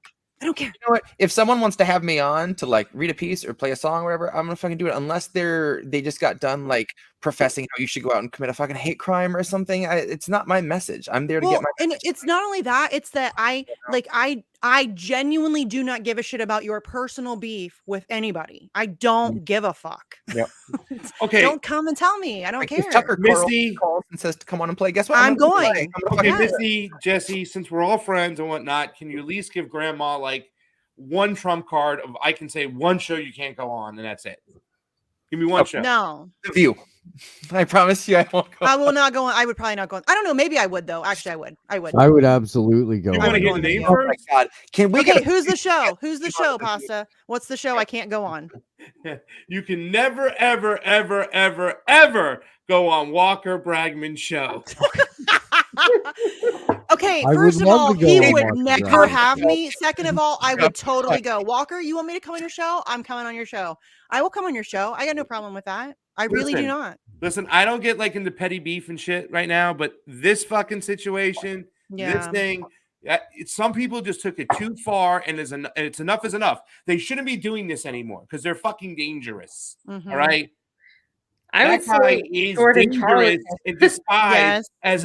as you know, the white savior, that he's there really because he really cares about people. Yeah. Guy I'd go on Jordan's show fucking too, ridiculous. though. Honestly, Fee, I would go if Jordan came at me and was like, "Hey, you want to come on?" I'd go. I don't have a problem with that. Sure, I'll You go should. anywhere. I don't care who it is. No, I do listen, not care. You should go on his show because you got to get into the minds of those 6 people watching. You know, he's.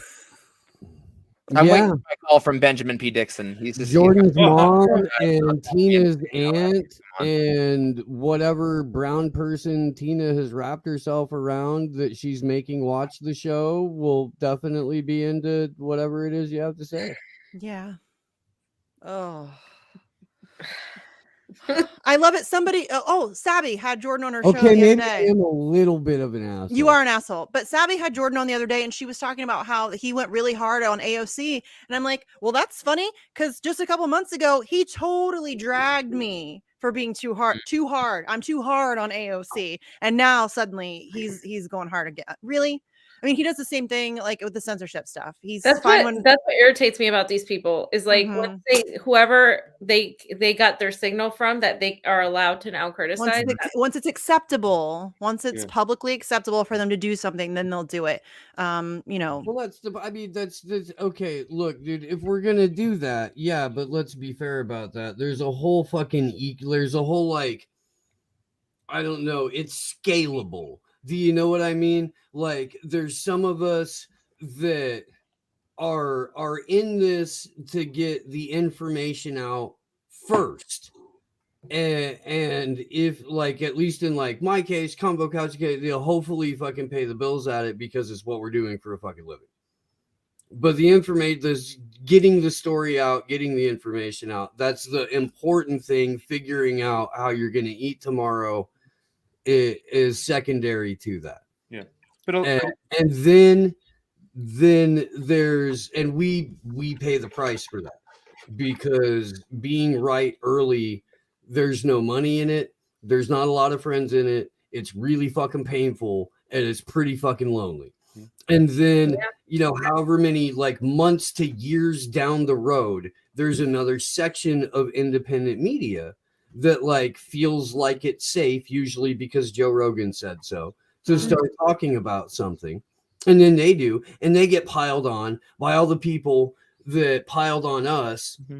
And the people that are in that like secondary space didn't say shit when we were getting attacked, and maybe said something once or twice when we were getting deplatformed and demonetized and shit, but otherwise didn't say a goddamn thing. And then they got attacked, and they're like, oh my God, I can't believe these people act like this. Who knew?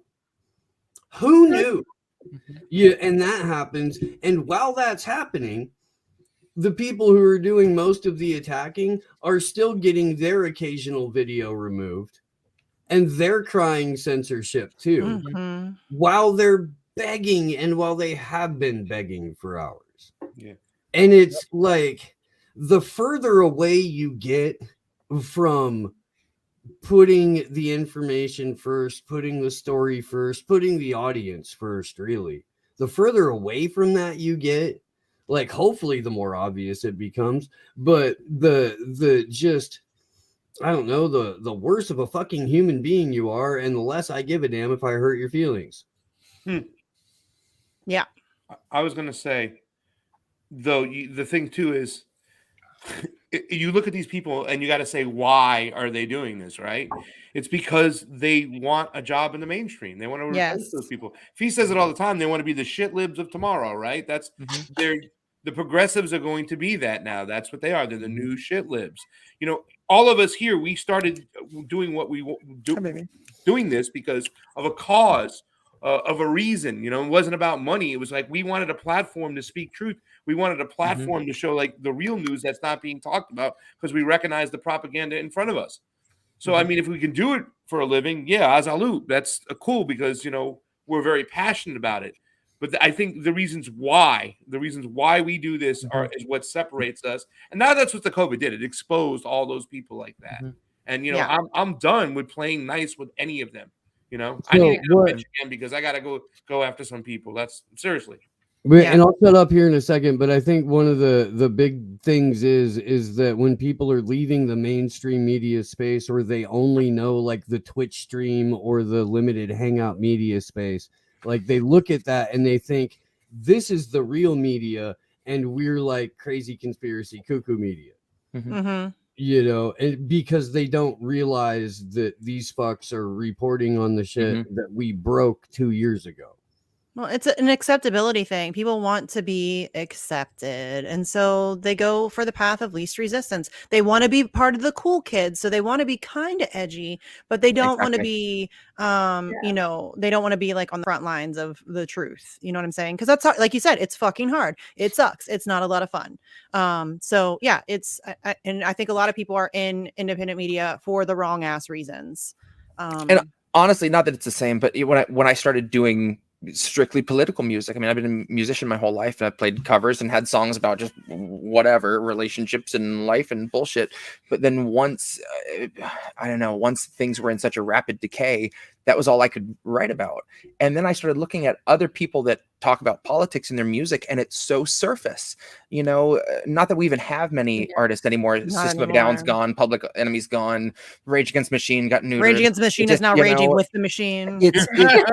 And if someone does, it's just some quick war is bad, stop the banks, just some limp something. And again, it's because as soon as you name names and get specific, you lose all your platform, you lose your money. I'm like, well, luckily I'm not worried about trying to make money with it anyway. So what do I have to lose by saying whatever I fucking want? And I'm proud to say I have yet to censor myself, and I don't plan to. If someone wants to have me on, but they say the only thing is you can't talk about, well, fuck you. I'm not going to do it then, you know? And it's incredibly freeing to get to write something and just be like, whatever I want to say, I get to say. And I wouldn't change it for the world. I really wouldn't. You know, there are a limited amount of places that would have me and platform me, and I'm grateful for it, and I'm not trying to expand beyond that, because then that means having to neuter myself, and I won't fucking do it. I will not do it. Well, I think that's I've noticed this in independent media. I think there are some people who went into it for the right reasons, but I think that on a subconscious level, once it becomes your income, like your source of income, you start to subconsciously self-censor because you want to appeal to the broadest base of people. That. Yep. And you want to get more Patreons, and you want to get more subscribers, and it becomes about, the game and all of that stuff. And even if it's not a conscious thing that you're doing, there's a lot of that. There's a lot of people who have really gone way far off the rails. I think there's a large majority of people who are in it for the wrong reasons. They want to get rich and famous. They think that they can get rich and famous doing this. Which is why I always say, if you want an album, message me. I got download codes. I give them away. I'm not trying to. The most important thing is getting it heard and having, that's. I knew I was going to be shadow banned and censored, so I figured I would black pill all of independent media, and eventually we would have rollover in the audience, and I would get some more subscribers. 6 to 12 months later, they see that you were right, and they come crawling back. Yeah, that's why I've never monetized. Part of the reason why I've never monetized. Because I don't want to ever have to worry about that. I mean, not that I think it's fine to monetize, but I just don't want to ever have to worry about that being a thing that I think about. Yeah. But you're minting money bags. So, well, it's because, I don't need to monetize, guys. I'm fucking filthy rich. Loaded. Sitting in a mansion right now. Bitches. See it. Yeah, it's right back there. Oh, and there's a cat too. There's a cat too. I love that. That's classic, by the way. That's so good. And actually, that's Julian. How appropriate. Julie. Hi, baby. That is all bills in there, by the way. I checked when I stayed there for the M4. Yeah, he did spend the night in my mansion, and he checked my mini money bags. Yeah, it is. It's ridiculous. Loaded. Benjamin's, baby. Is that the right thing? Did I say the right thing? You don't get paid a lot for the truth, that's for sure. Oh goodness! Well, you don't. From keeps us honest, man. Yeah. Putin pays well, bitches. No, here's the thing. No, this is the vast majority of truth tellers die not of their own choosing, broke or in jail. Yeah, and that's like historic. Like truth tellers don't usually get the accolades and retirement. Exactly. So they're celebrated 40 years after they're dead. Yeah. For a limited time only, you can help some truth tellers get together a fucking large enough chunk of land so that, like, when they come for us, we have a fighting chance to take. Anyway, you should support independent media if at all possible. Yes, support independent media. Faux show. I preach it all the time. Do it. Subscribe, share, become a patron, donate, buy merch, what the fuck ever you can do. Let me tell you something though too. That really we are all blessed to have the audiences that we do, the subscribers that we do. They fucking take care of us. I mean, they get us, like we said, we're not trying to live it up over here like Misty Moneybags with that money over there in that corner. but we're just trying enough to get by and trying to get enough to get on the ground. And really, they put us in spots this year I never thought we'd ever go to, Yeah. Not everyone has the ability to grift the millions and millions of followers that Mindy Moneybags has, Mike Lindell style.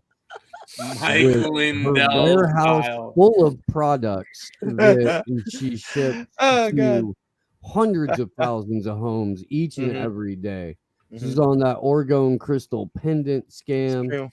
Yeah. I'm a crafty fucker. Doing it. I am doing Chanel it. bag over there. My what? Chanel bag.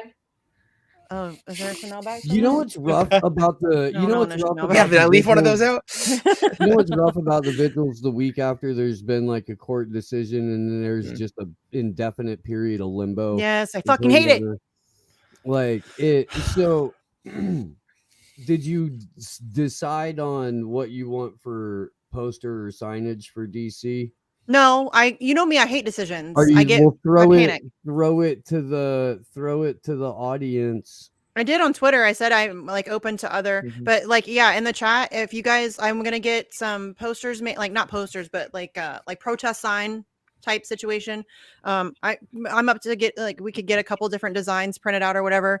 But I would love to get some stuff printed. If you guys have an idea for a design, send it my way. I'm open to whatever.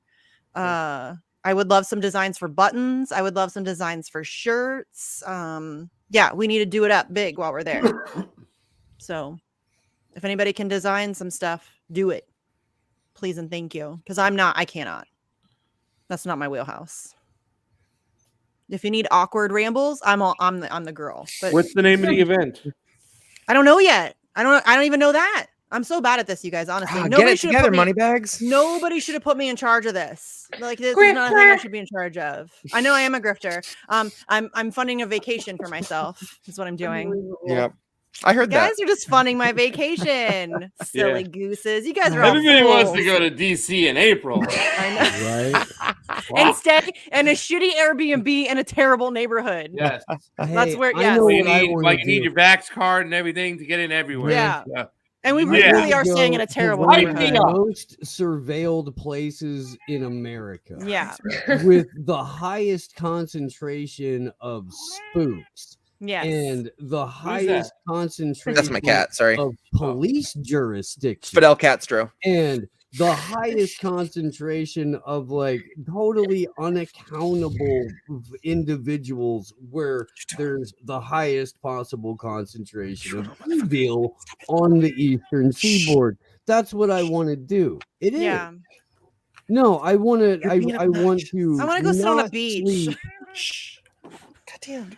That's not DC is not a fucking vacation. Listen, I'm not gonna lie, it is fun. Like, it's fun. We have a fun time. It's You us make hanging it out. fun. Yeah, it's You make it fun. It's exhausting. We don't sleep. We are up all night making shirts and buttons. But it is fun. Like, it's fun to hang out with my friends and be in the same spot and all of that stuff. But it's work and it's hard. It's not a vacation. Stay salty about it though. Really, just stay pressed. Just keep obsessing over me. Really, it's fine. All you do is help me. Seriously, all you do is help me. The more you bitch and complain, the more people know who I am. Chewing on my power cord. In Nicaragua, I think we might have slept like 6 hours over like 4 days or something the first time. You're running around everywhere. Like, you're just, and Bill, we didn't sleep at all. Like, it was like, but we're just like so happy to do it. But it's work. You know what I'm saying? All these things are works, whether it be an action or an event or you're covering an election. It's fucking work. Yeah. Yes, it is. So DC I don't. work. Yeah. I don't know. I think I need a Everybody's buggy. so, and again, I've been saying this for a long time. People have been threatening to expose my grift for over 2 years, and I'm still waiting for you to expose my grift. I've welcomed that. Please feel free. There is no such thing. I'm out thousands of dollars. Like, it's obscene. And yes, this time I was in charge of the GoFundMe. It's the first time I've ever been in charge of the GoFundMe. We've been able to raise a lot of money, which is awesome. That means we're going to be able to get a lot of activists into DC. We're going to be able to do a lot of stuff. We're going to be able to get really good shirts and buttons and all of that stuff. We're going to be able to get posters and have all the things that we need to have a really awesome action. So none of that money goes into my pocket. Not a dime. And in fact, I will probably still pay out. Huh? How many cats? I have 7. Where'd you get the money for them, huh? Huh? Yeah, money people money bags. Answer the question, Mindy. We spend an obscene amount of money on cat food and cat litter and vet bills. She's on the Y'all take, may guys. not know this, but you can milk cats and sell them on the dark web. People pay all kinds of money. I don't want to tell you what I call the cat milk, but I'm making millions, y'all.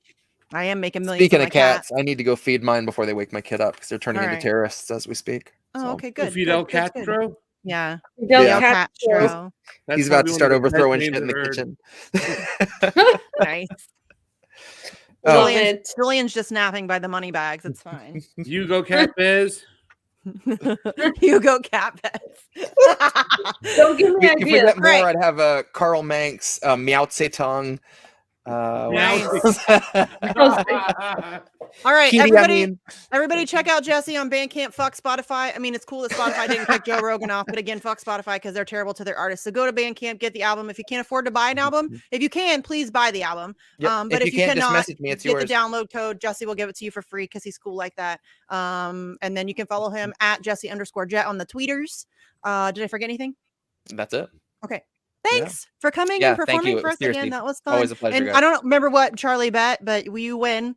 Yeah, he just figured good I'd for be you. 3 for 3 another piece today, and then here we Yeah. are, three We'll see nights if you in a go row. 4 for 4 tomorrow. Yeah, you never know. Dun, dun, dun. Okay, thanks, Jesse. All right, We love much you. love, guys. Have Bye. a good Okay. day. Bye. Take care. Convo, do you guys have anything coming up? Where are you guys going next? What do you have? What are you doing?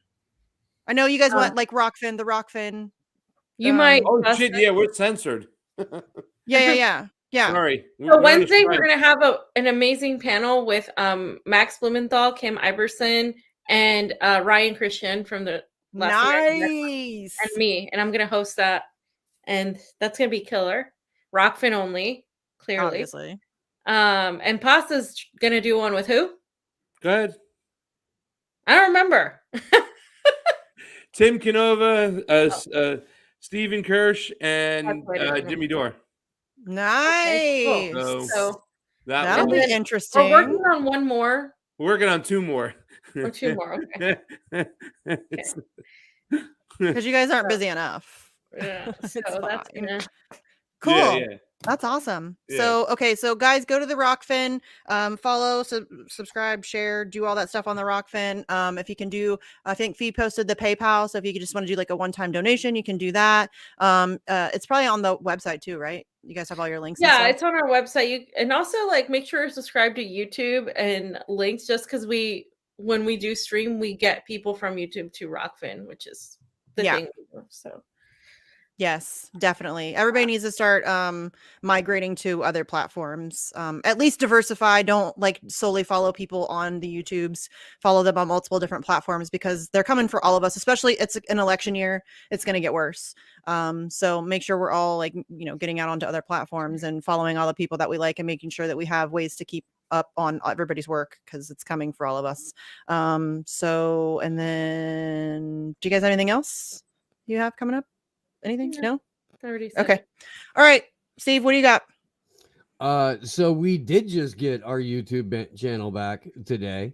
Yay! After a 2-week suspension. I will not be broadcasting on YouTube this Sunday, however, because Ryan Christian will be on the show. Nice. Just not gonna do that on YouTube at all. Not even gonna try.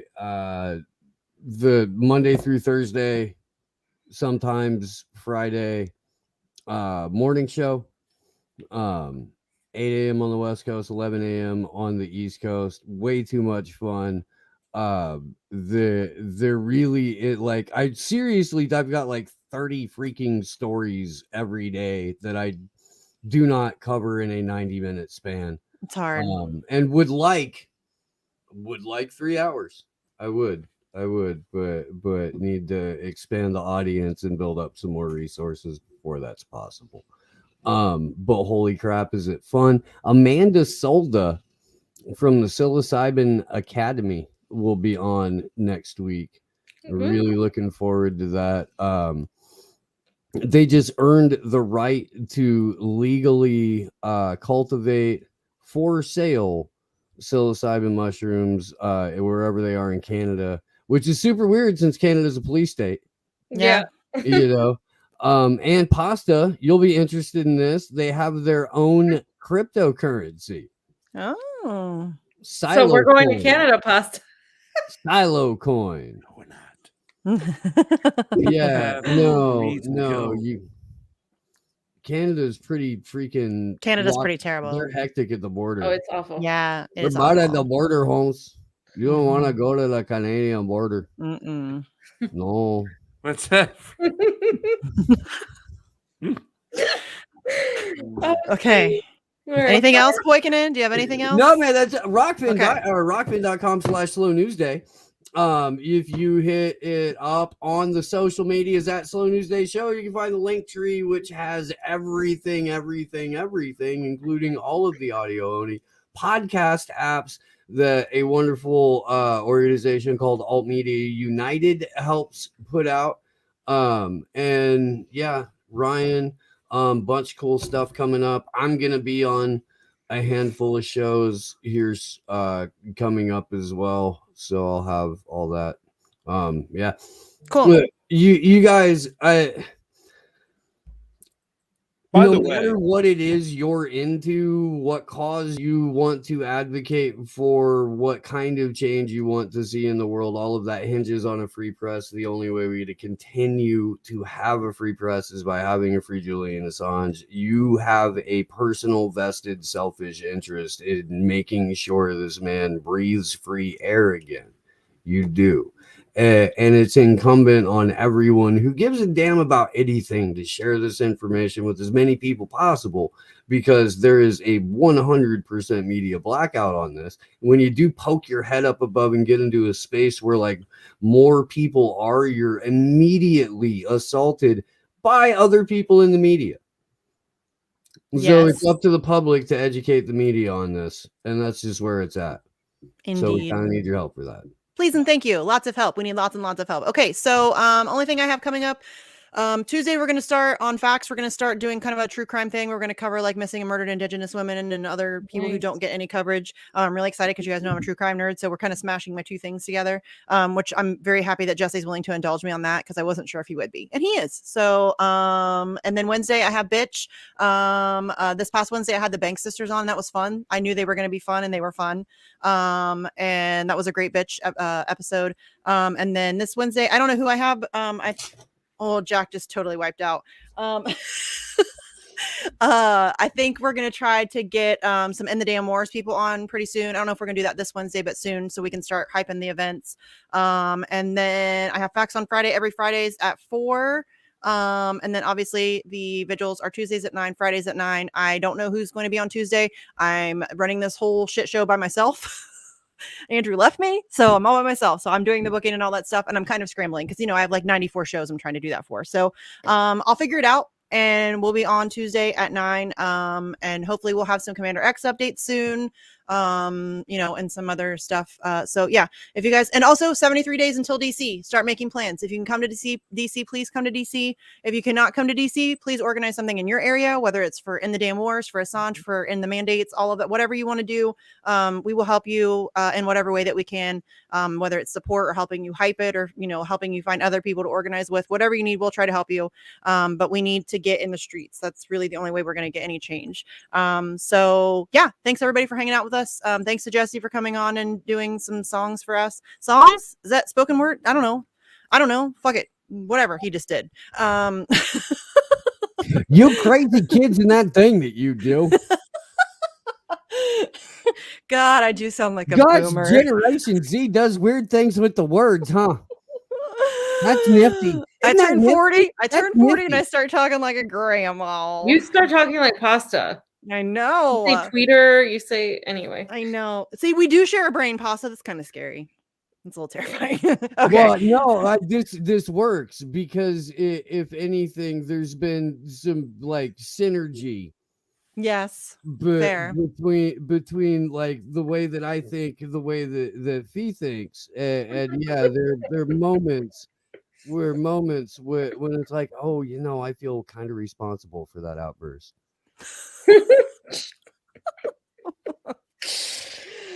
I'm gonna start blaming you for all of my everything. I'm gonna be like, it's Steve's fault. Lord knows that I get blamed for a significant amount of things that I in fact did not do. Well, that's just gonna be. I'm just gonna start every time I fuck something up. I'm gonna say it's Steve's fault. Right. That'll be my story. I'm sticking to it. Okay. Thanks everybody for hanging out with us in the chat. We love you. We appreciate you. I guess I should check if we had any more super rays because yeah, we did. Shit. Who'd I miss? I hate missing people. I'm sorry if I missed you. No, I only see Chris. No, is that all you had? But I know that there's more because there's more. Marie? Oh wait, yeah, here we go. Anna Maris, yeah. Anna Oh Maris. damn, all my favorite people in one stream. Oh, we love you. We love you, Maris. It's kind of all my favorite people too. Okay, That's all we got for you guys. Thanks for hanging out, and we'll see you soon. Bye. Bye, guys.